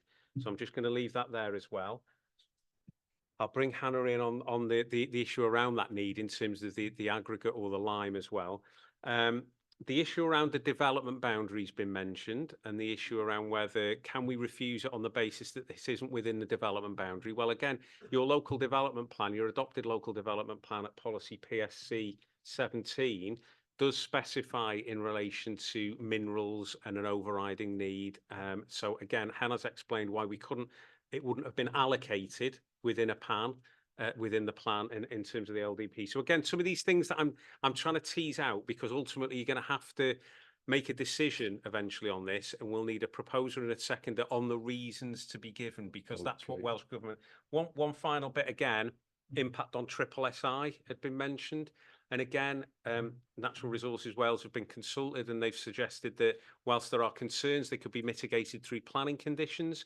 So again, as part of the decision-making process on planning applications, what members have to have regard to is, could this be mitigated through the imposition of planning conditions? So again, the impact on the triple SI, I needed to mention that as well. I'll leave it there for now. But just on that, the North Wales Wildlife Trust also, so therefore, the Wildlife Trust have raised concerns. There are concerns that could Yeah, be mitigated through condition, yeah. But they have raised it. Okay, I'm going to bring, do you want to come in now, officers? I've got a couple more, and then I am going to go to the vote. So please think about anything you're going to say. So do you want to come in now, officers? Thank you. We've discussed a lot about the need for aggregate, and based on the evidence for that's provided in the regional technical statement. But I think it's important to stress that 44% of the materials coming out of the quarry is agricultural lime. And that's based on the customers that are wanting the material. There are no kind of documents to say how much is needed. It's just evidenced by the customers wanting it. So I think, you know, a large proportion of the minerals out of this quarry are not going to aggregate. And in terms of the aggregate coming out, a large proportion is going within the company's existing concrete batching and asphalt plants. So that kind of links to the employment that in terms of that employment. And I think just to be clear on the LDP front, there's no allocation based on the evidence when the LDP was being drafted. The evidence for aggregate need is coming through the RTS. And within the local plan, policy PSE 17 criterion 2 says that if there is a local need, then that, you know, that's why there's a criteria-based policy within the plan, so that it is within the plan, even though there's not an allocation or a area of search or preferred area. And the question of why wasn't this put forward in the plan? Well, any quarry operator wouldn't be putting forward an allocation knowing that there is no need. So does that make sense? There is, back in 2009, when the evidence was being drawn up for the local plan, there was no demonstrable need for aggregates. That's why the regional technical statement's reviewed every 5 years, so that there can be evidence for any windfall sites coming forward. Any quarry operator wanting to extend the site wouldn't come forward. The extension of this site is coming forward because the operators who have purchased the site in recent years want to extend it. The former operator wasn't working it.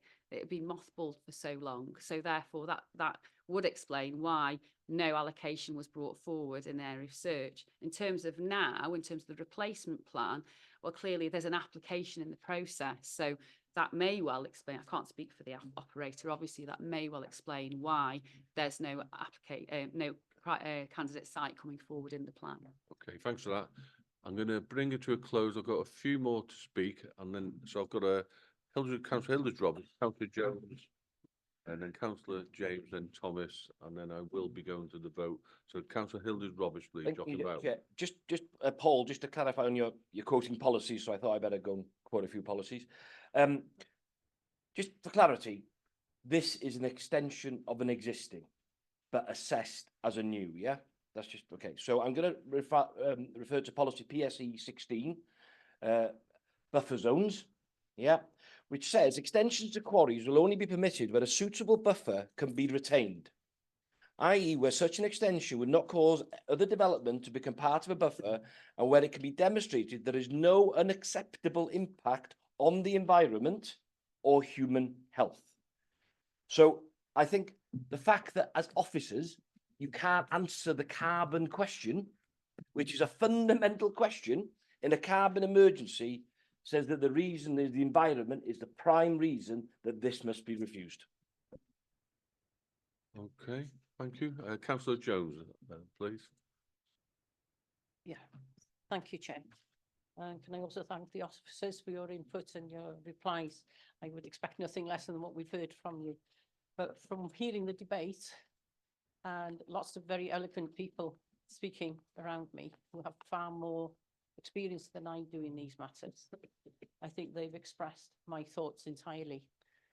So I won't reiterate and go after that. I think from listening to the debate that I can do nothing else except propose against officer recommendation that we go for a refusal on this. And I'm sure that's not coming as a shock to you, possibly, following the debate that we've just had. I can't see how we could justify this. And I understand that we need to put that as reasons for that. The main reasons, as we've just heard, is the impact on the protected species and the environment, and the impact that that could have on the environment, and the fact that the application is actually outside the designated development boundary of the LDP. So I'm going to cite those two. Thank you, Chair. Seconded. Okay, we have a proposal. Officers happy with that? Just before I go for the second bit. Clearly not happy, Chair, but they are material planning considerations. Impact on the environment, impact on protected species were mentioned there. Again, what we'd have to just make sure we're all clear on before the planning committee makes the decision there is, you've mentioned protected species.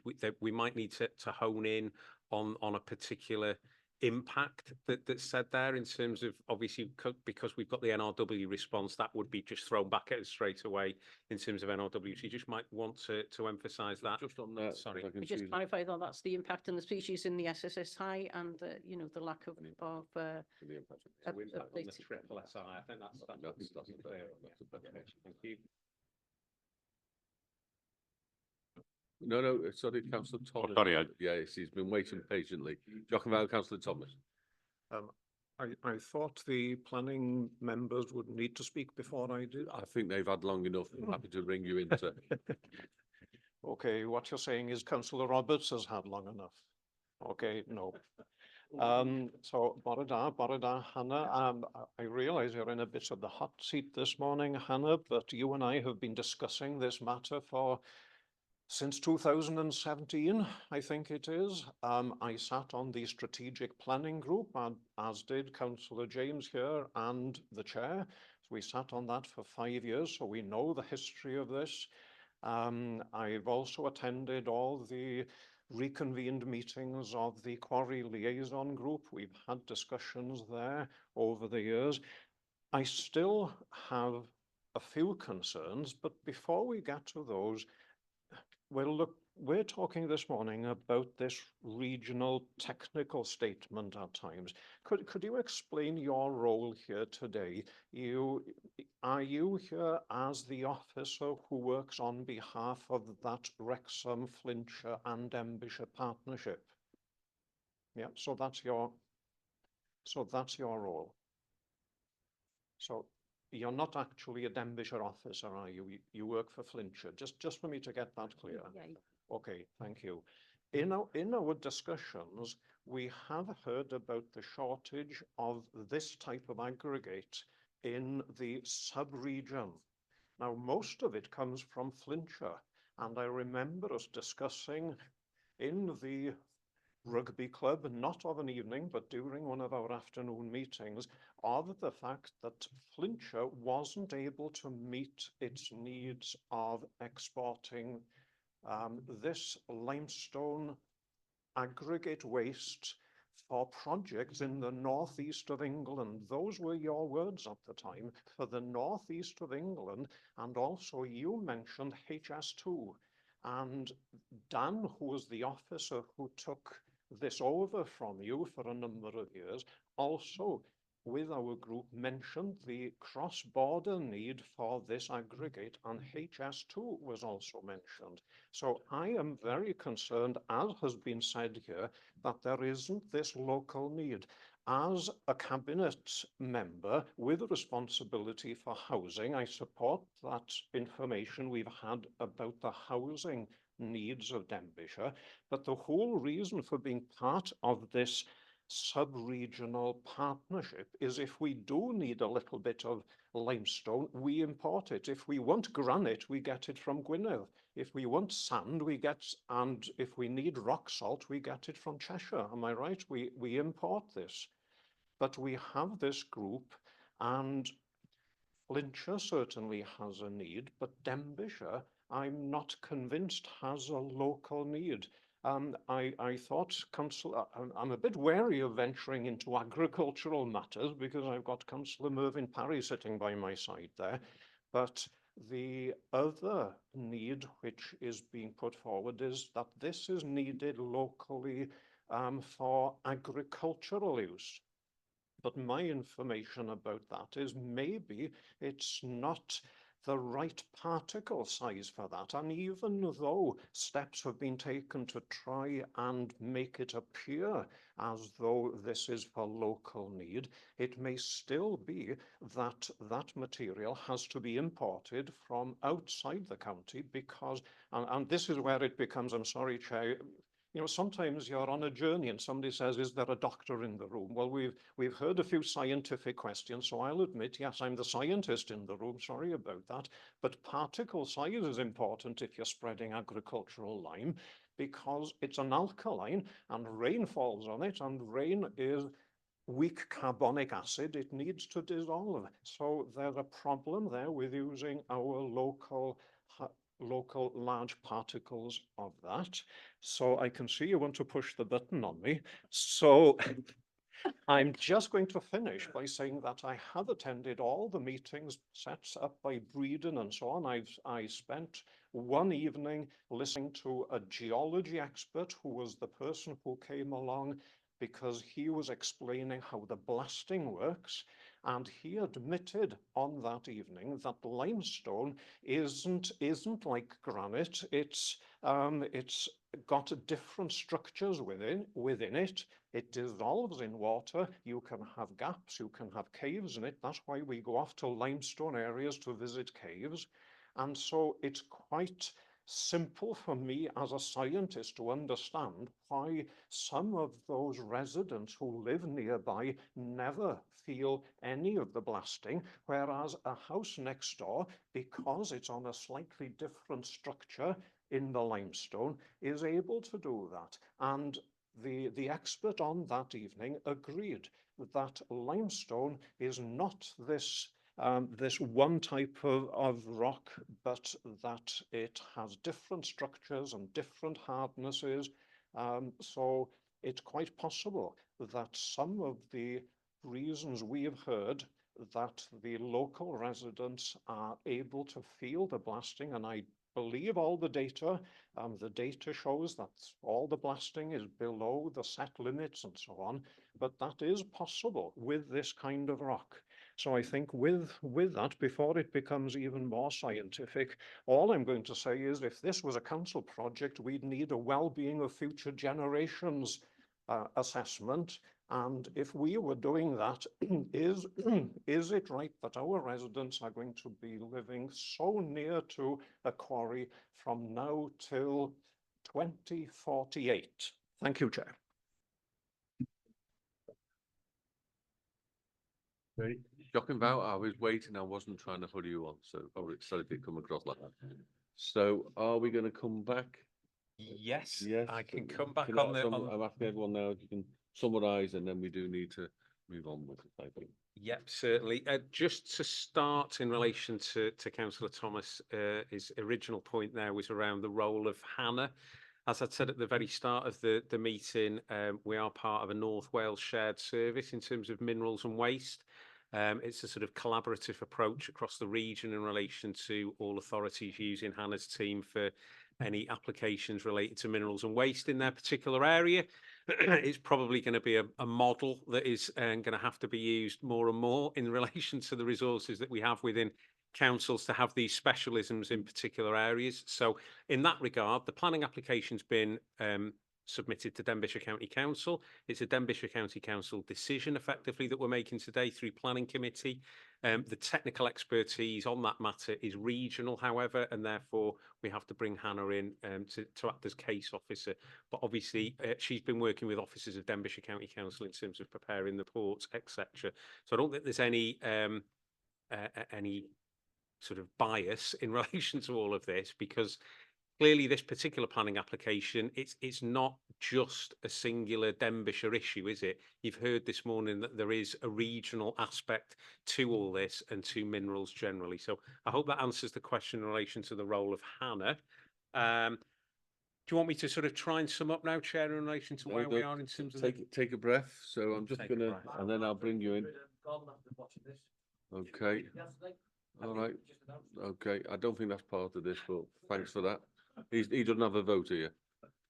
Okay. So I'm going to say anyone else? I think we've had a good debate. I'm going to bring in officers to clarify what we're voting on, and then I'll just check we've got everyone down on the list, and I'm going to do the roll call with everyone.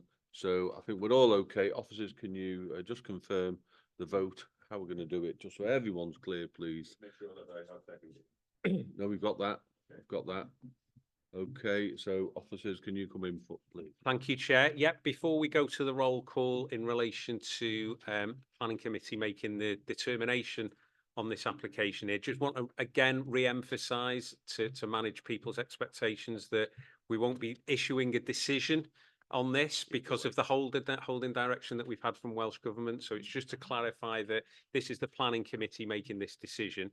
I think what we've had is we've had a proposer and a seconder, Councillor Delith Jones, Councillor RHYL Roberts, proposed and seconded to go against officer recommendation and to refuse. The reasons for refusing that were put forward was, from what I've written down, the potential negative impact on the protected species within the SSSI, and the fact that the development proposed is outside any development boundary within the local development plan. So I'm just going to pause there just to make sure that we're completely clear on those two reasons for refusal that have been put forward. Yeah, that's what I said. Negative impact on protected species on the SSI and on the environment, and the fact that the application is outside the designated development boundary. Yeah, so what we will do in relation to that, we've obviously got it on webcast. We've heard Councillor Delith Jones. The precise wording of the reasons for refusal, I think if members are in agreement, we can run those by the proposer and seconder before we sort of offer any document up to the Welsh Government on that. But yeah, so when we're going to the vote here... Just that I've got someone throwing eyes at me. So did you want to come in, Councillor James, just before we... Yeah. Yeah, just to clarify something, do we need to say something about the negative impact on residents as well in terms of this, or is it all about the environment? Well, that is for members. That is for members to make a determination. We've got one proposer and seconder at the moment. The proposer and seconder has given very clear reasons for refusal, but any other member can jump in now. But I'll come to the proposer and seconder. Do you want to add that? That's a good point. I'm very happy to include that. Yeah. All right. I apologise for not doing so in the first instance. That's fine. And we're settled there. Could you include air quality into that, please? Yeah, I'm not going to start. So that's part of that. That'll be covered. So can I just come back, because the whole debate has been around the environment, in my view, and not about the impact. I find this extremely difficult. I've waned from supporting the application, going against the application. I still have some issues, I have to say, and I might as well put my hands up and say that, and I'm really sorry about that.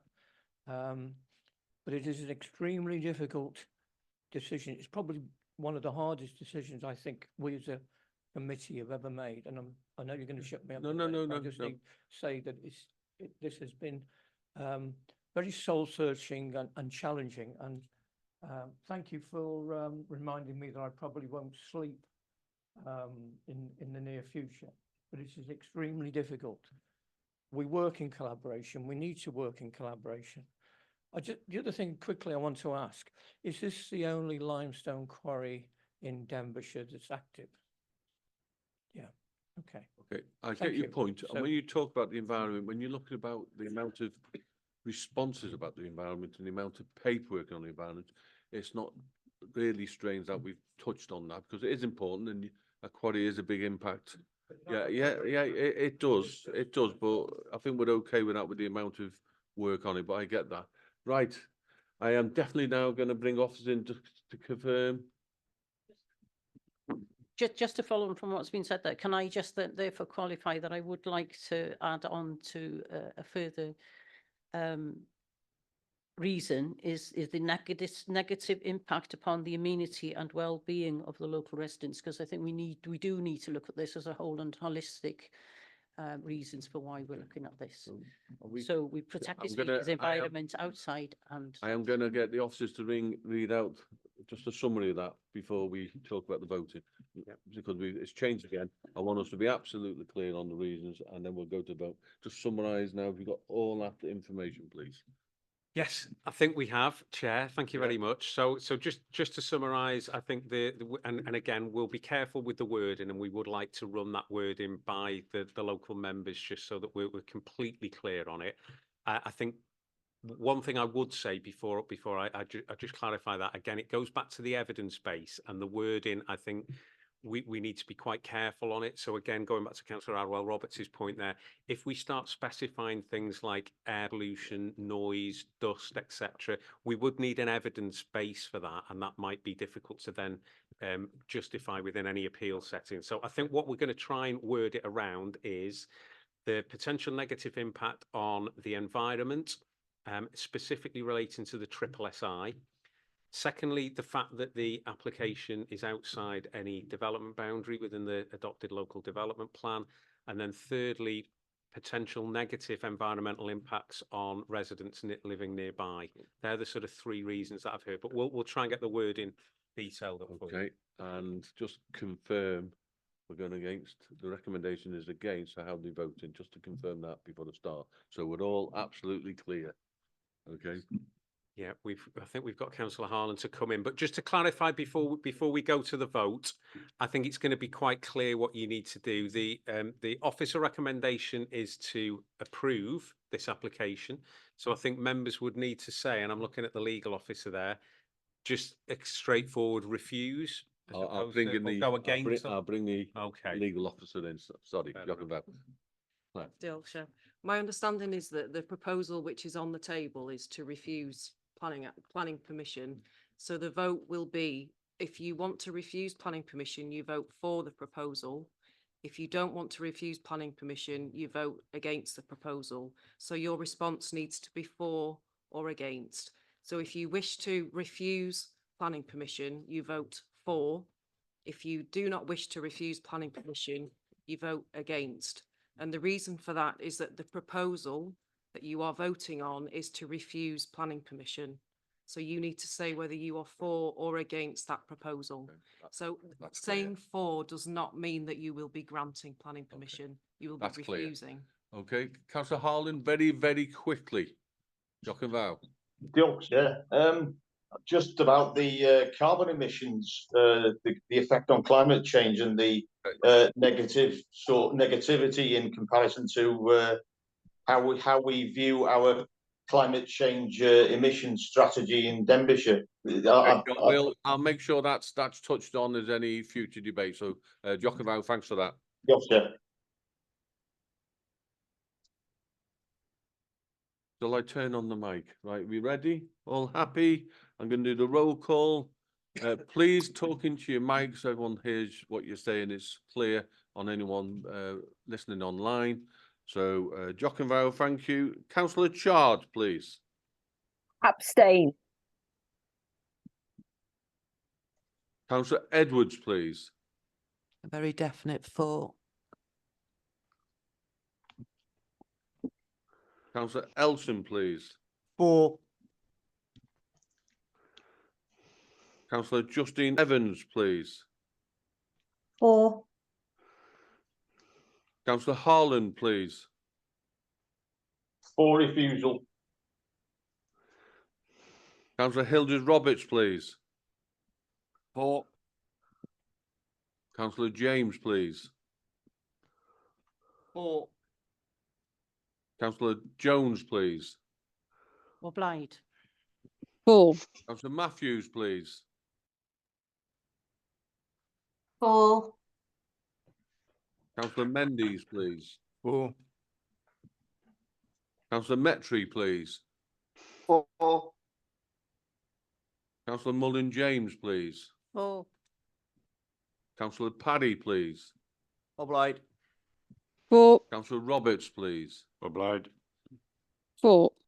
Councillor Sandilands, please. Obliged. 4. And myself, Councillor Elvid Williams, please. Obliged. 4. And myself, Councillor Young, I'm 4.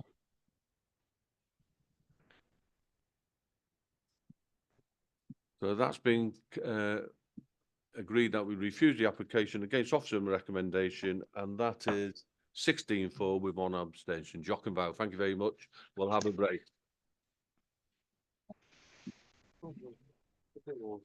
We're going to have a break now. If we can come back in 10 minutes, please, members. There's drinks and... Councillor Elder Williams has got Okay, thank you, members. Thank you for that. Hope you enjoyed that. I will now move on swiftly to item number 6, page 111, code 4320230363 PF. Location is 46 the High Street, Prestatyn. The proposal is installation of roller shutter to front elevation. It's retrospective application. Officer recommendation is to grant. Do officers want to come in quickly or go? I'll go straight to the local member who's a committee member first. Councillor Harland, are you still there, please? Yes, thank you, Chair.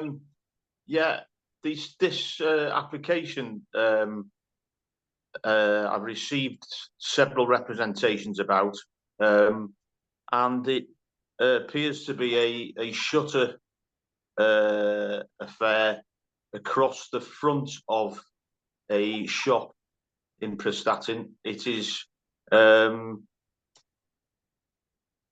not that people seem to think that it should be a different colour to what it is, and as the local MP has in particular tried to unify the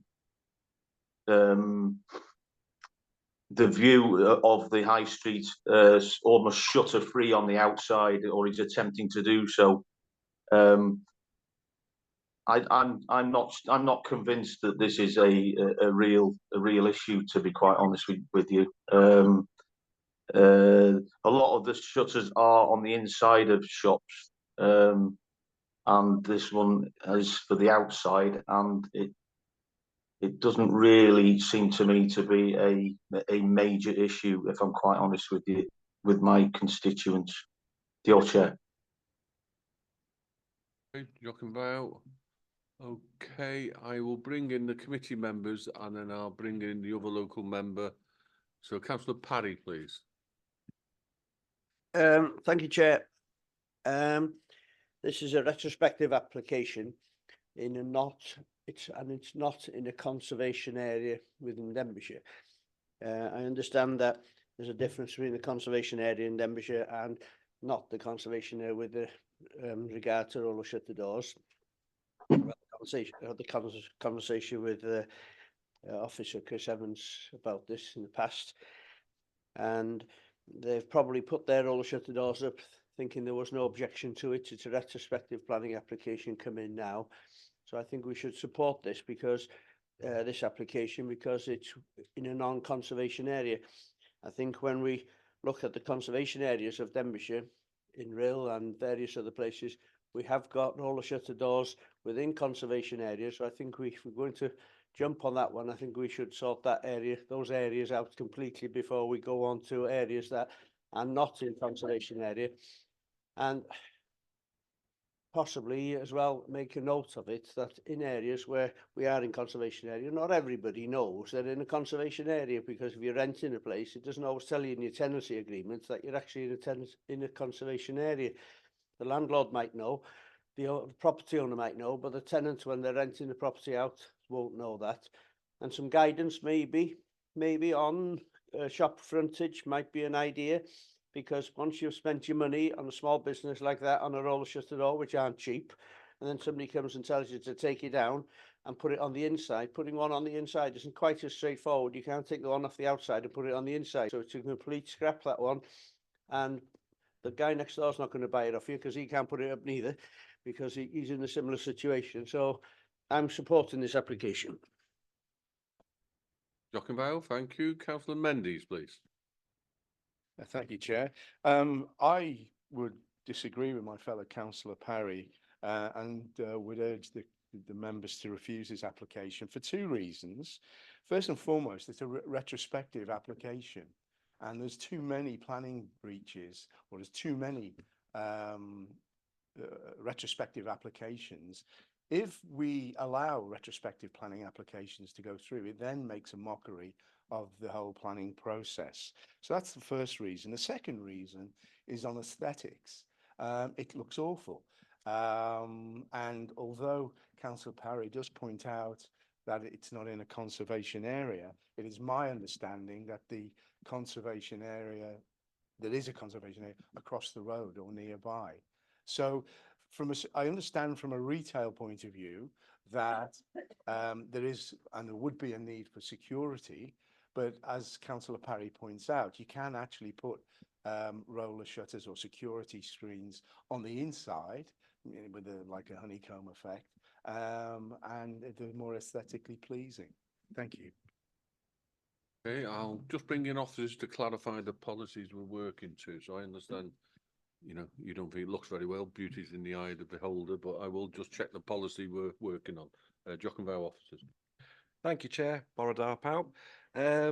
Very quickly, just to go on to the issue of retrospective nature of the application, I would just remind members that whether or not an application is retrospective, that's not a material consideration. You should deal with all applications irrespective of whether it's retrospective. It's not a material planning consideration.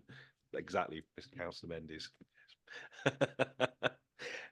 But the real issue on this one is absolutely, as Councillor Mendes pointed out and Councillor Parry, it's the impact on the visual amenity of the area.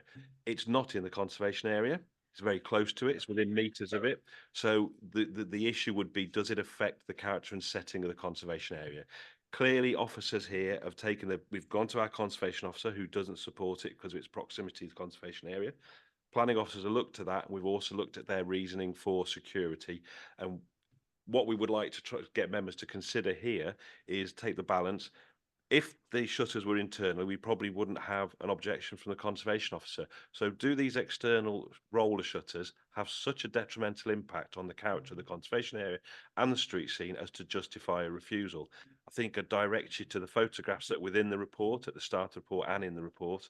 And you can see how it's on a modern building. There's a cantilevered sort of concrete canopy over the front of it. There's a picture halfway down which actually you can see that looking down the street, that shop front, in officers' opinion, doesn't have a prominent position within the conservation area or even street scene. I'd also point out that it's partially perforated, so it still allows some light from within the shop to come through during the night time, so it doesn't create the sort of the dead frontage that the traditional metal solid roller shutters do, and which are more problematic. So I'd say yes, it's very much an unbalance. Security requirements for the shop, impact on the visual amenity of the area. That's the debate, really. Planning officers have come to their sort of considered a view that actually the harm's hard to sort of substantiate on this one. So we've recommended that permission should be granted. Thank you. Okay, thanks for that update. And I'll bring in Councillor Sandilands, please, who's been waiting patiently. Thank you, Chair. I have seen this application. The first thing that the business owner gets is a bill for council rates. They don't get any planning. They don't know anything about planning. They don't need what they need. This is across the road from what is described as one of the most historic places in town, the old HSBC Bank, Midland Bank, which the architecture is known for. But what I would say is when Denbighshire communicate with business owners, they need to communicate quicker using the business rate system. They need to look at stopping this from happening in future. Perhaps a note on the business rates to say, have you checked your planning, what you need to do. I'm in mindful whether to grant this or not. I'll listen to the other debate this morning. We do need to be very mindful that I know of personal knowledge, I had a shop literally a stone's throw away from this. We didn't have shutters. We were told by the conservation person we shouldn't put shutters in, as it affects the immediate area. I am very mindful of the content of this shop is of high worth and is attracting a lot of attention from different people. I certainly wouldn't like to see it go unsecured.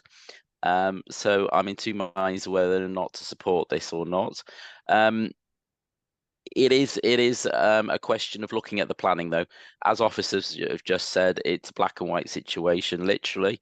The jewellers next door has got shutters, but they are internal from those, not external like these. So I will just leave it at that, but I am mindful whether or not to support this or not. Thank you.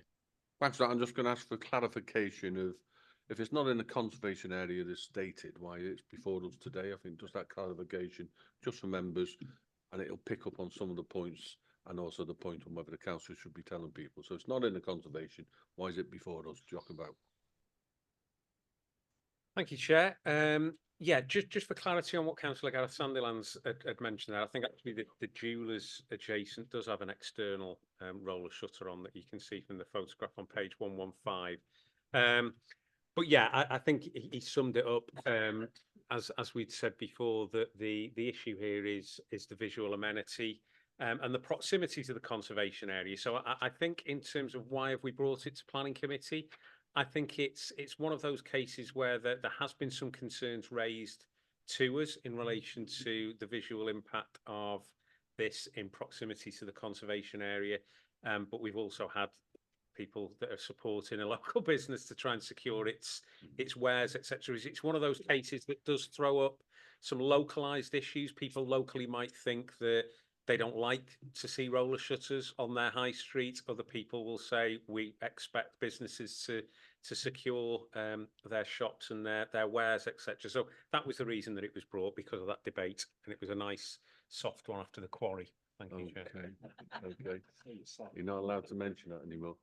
So we don't mind the clarification. I think that's helpful. I'm going to bring Councillor Matthews in, and then I'll bring in the local member who isn't on the committee. Councillor Matthews, please. Jock about. Thank you, Chair, and thank you, Paul, for clarifying why it was brought to the committee. I read in detail, obviously, the reports that were submitted, and in my opinion, obviously it's not in a conservation area; it is close to it, and I think in terms of the acceptable compromise that's noted in the papers, in terms of the perforated shutters and whatever, I would support this application. Also, I don't think it has any sort of impact on the rest of the street either. This is a business owner who's just, obviously, Gareth mentioned high-end, high-value goods that are sold there next to a jeweller's. What I wouldn't want to see in Prestatyn High Street is another empty shop. And I think this is an acceptable compromise, and I would go along with the officer's recommendation. Thank you, Chair. Thanks for that. Councillor Irvine, please. Talk about. Good morning. Firstly, just to make the position quite clear, I was in business in the clothing trade in Prestatyn High Street for over 50 years.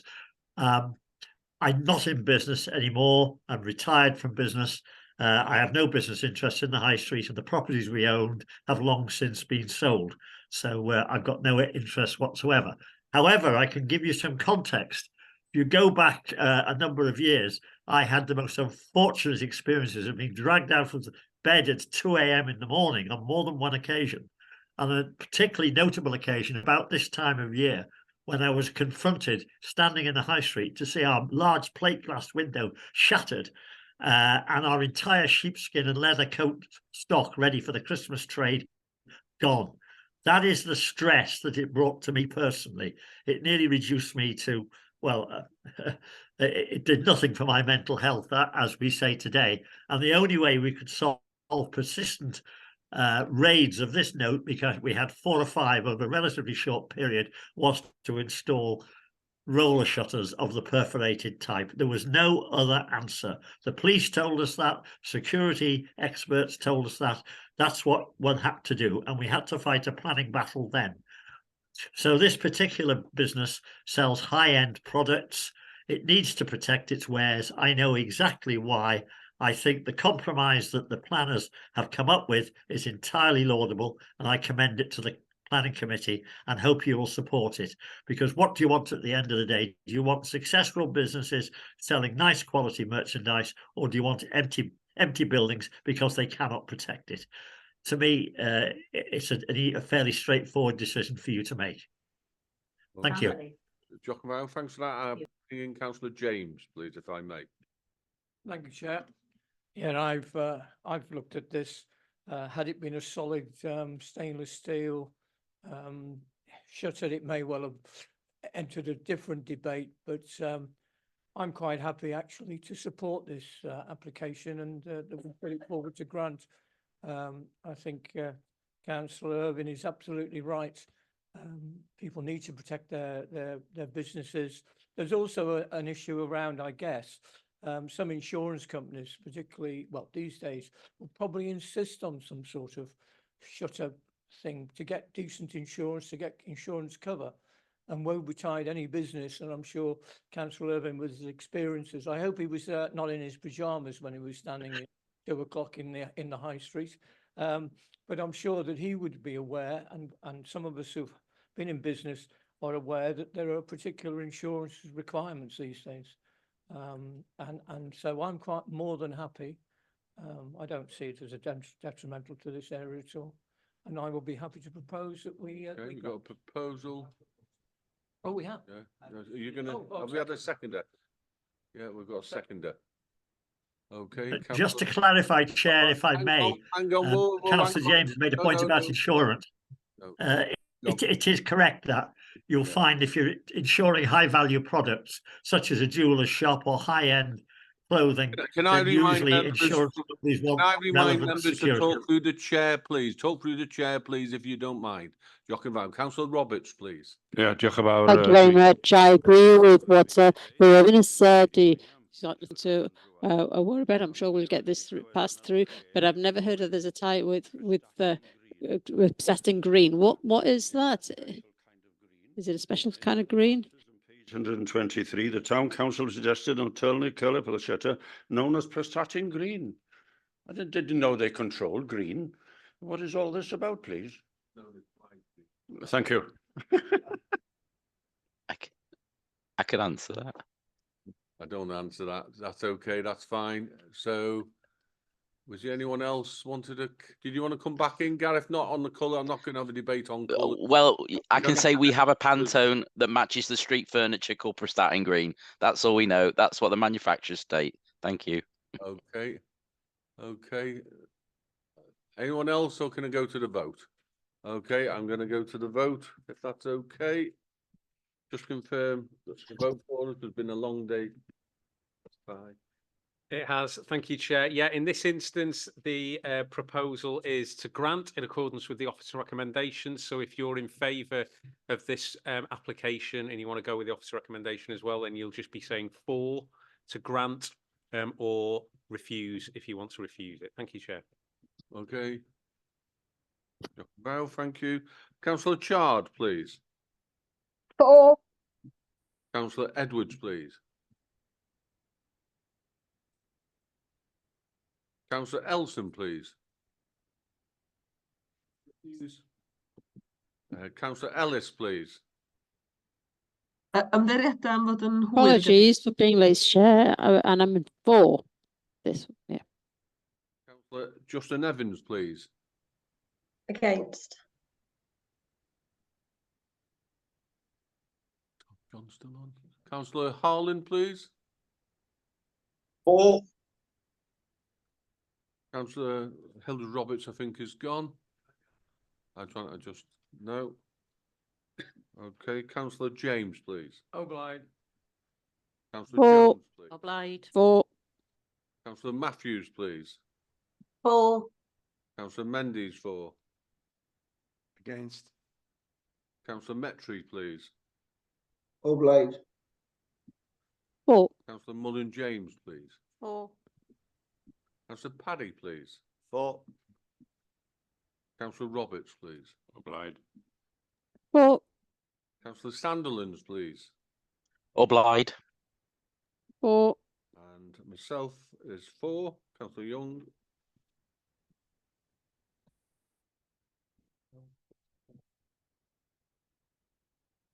Okay, so that office recommendation for grant has been agreed, and that is 12 for and 4 against. Jock and Vale, thank you. Okay, I'm going to move straight on to item 7, which is page 125, code 452023 0443 PF. The location is 15 VALE Road in RHYL, and the proposal change of use part of existing nursery to form dwelling and associated works. Local members Councillor Diana King, and the officer recommendation is to defer. Do officers just want to come in on that before I go to the vote on that? Thank you, Chair. Yeah, just as a bit of information on the late rep sheets for you on this item, it's come to our attention that last week another application was submitted by the same applicant for the remainder of the site, which would mean that the actual total, if both applications are granted or dealt with, there would be a total number of 4 dwellings on that site.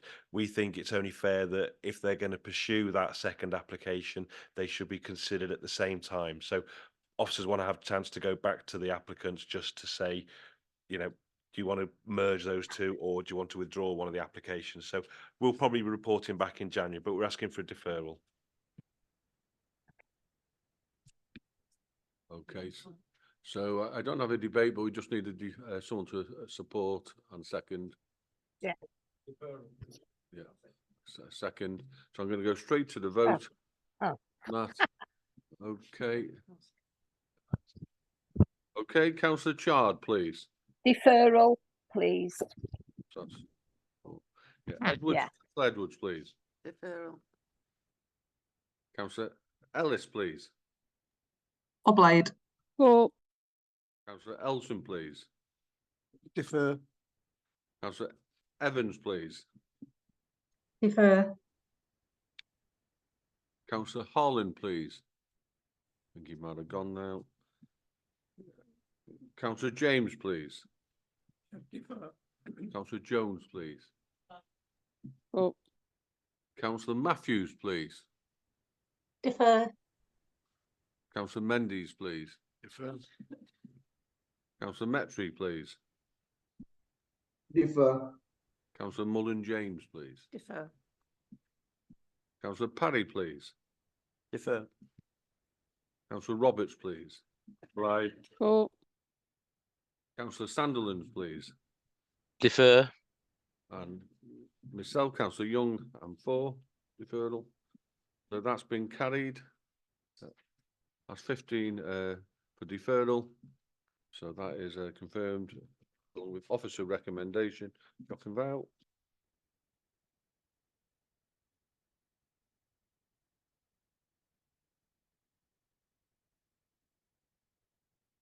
Okay, so it's item 8, policy update on addressing the nature emergency through the planning system, updated national planning policy for Charter 6 of Planning Policy Wales. Shall I bring in officers just to summarise? Yeah, Or, he is on. yeah, okay. Carsten, would you just like to come in to give us a summary to this, please? Jock and Vale, thank you. Thank you very much, Chair and other members. Sorry, we can't hear you. Oh, you can't hear me. No. Like, give us a clue. I'm still talking. Can you hear me? Oh, sorry. Shall I can jump in, Chair, if you want. Carl, I'm just going to bring again. Paul in, if that's okay. We can't hear you. Sorry, apologies. Thanks for sending. And Paul, can you just summarise, please? Thank you, Chair. Yeah, this is just for an information item, really, so it's not up for any debate. As members, I think, are already aware, actually, from October, there was a change to Planning Policy Wales 11, Chapter 6, which deals with the nature emergency through the planning system. So it is basically specifying that all planning applications have to submit what's known as green infrastructure statements to try and show that any development proposals can provide a sort of net benefit in terms of biodiversity. So it was just an information report for members to digest in relation to what that policy change means. I think, in all honesty, a lot of the members of Planning Committee have already been made aware of this, both in terms of the previous debate this morning, but on previous applications at the last committee, I think officers had raised that. So if there are any questions, Carsten would be happy to whisper them to you. Thank you. Okay, no problem. Okay, Councillor Jones, please. I don't have particular, questions relating to the documents itself. It's more related to training events for us as members. I think it's a huge and comprehensive, and it's quite a big document that's going to have far-reaching effect on the decisions that we make. So I think, could you give us an idea? I think that's a really valid point, and we've got the lead member here who I'm sure would support training on this for the members in the future. Jochen Bell. Thank you, Chair. I think any new documents like this, I think that members need to be brought up to date, and I think the training is great. Jochen Bell, so we've got the support there. I think that's a sensible approach. Officers on that, please. Yeah, I think what we're actually waiting for, I think Carsten would acknowledge this as well, because it is quite a new change to planning policy. I think the Welsh Government themselves are actually going to provide some additional information and support to councils, both from an officer and a member perspective, really, in terms of training. So when we get a bit of training from Welsh Government, we'll give you the training. Thank you very much. Okay. You're not telling me there's no training before it's done afterwards. That makes sense. So all that's good. So Jochen Bell, we just note that. So item 9, swiftly moving on, is planning scheme of delegation review. Yeah, thank you, Chair. This is a report that we've brought to you in relation to your planning scheme of delegation. So just to remind members what the planning scheme of delegation is, it's a document that's adopted by this planning committee that sets out what types of applications should be brought to planning committee for determination here, and what types of applications can be dealt with at officer level under delegated powers. Obviously, we're not changing anything in relation to a member request for a call-in. So at any point, any member can call in a planning application to planning committee. So I think that provides a safeguard for members that they want, if they want an application heard here, as opposed to an officer dealing with it. The slight change that we've made to this particular version of the scheme of delegation relates to our role and our input in nationally significant infrastructure projects and developments of national significance. So primarily they relate to sort of renewable energy schemes, wind farm schemes, offshore and onshore. We as a council aren't the decision maker on those types of applications. They go to Welsh ministers to make the final determination on those proposals. But we do have a role to play in those particular types of scheme. They're often quite time limited. So I know in the past we've had pressures on us to supply input to the developers and to Welsh Government as part of their pre-application consultations and as part of their local impact report requirements. Sometimes it's quite hard to meet those requirements and bring reports to planning committee. So what we're seeking as part of this slight change to the scheme of delegation is that any pre-application input that we want to provide as part of a particular NSIP or DNS proposal, or indeed the construction of a local impact report, that this be delegated to officers in agreement, however, with relevant local members and with relevant lead members. I think that just gives us that security that members have got that final sign-off, but it will help us avoid missing out on putting our comments in because we've missed the deadline. So that's the only change. Thank you, Chair. Okay, I'll bring a few in. Elson, please. Thank you, Chair. Thank you, Paul. Yeah, I'm very pleased to see this addition, because obviously over in Kevin Maradog we're inundated by developments of this nature, and I have been very much aware that we've been sort of almost defenceless against this sort of thing, but to have the backing of Denbighshire and the planning department in particular will be a great help. Thank you. Chair, yeah, I think that, you know, it must have been a nightmare for the member of Kevin Maradog at this moment in time, and for officers. And I think that this is going to help things an awful lot for both and residents as well. Thank you. Okay. Last but not least, Councillor Parry. Just quickly, Chair, when's this likely to come in to force? Is it there now or? If members are happy to make this amendment to the scheme of delegation, it'll be effective immediately. So what we're trying to do we're actually anticipating quite a number of renewable energy projects, either nationally significant infrastructure projects or developments of national significance coming in. A lot of them are cross-border. So obviously a lot of other authorities across North Wales already have these delegated powers to enable them to contribute to the process. So we're just trying to make sure that we're consistent with other local authorities. Okay, thank you. I just noticed because the Alwyn wind farm is open today, isn't it? And you know, and I'm sure there's lots of comments that we should make and support and whatever on that one. So thank you.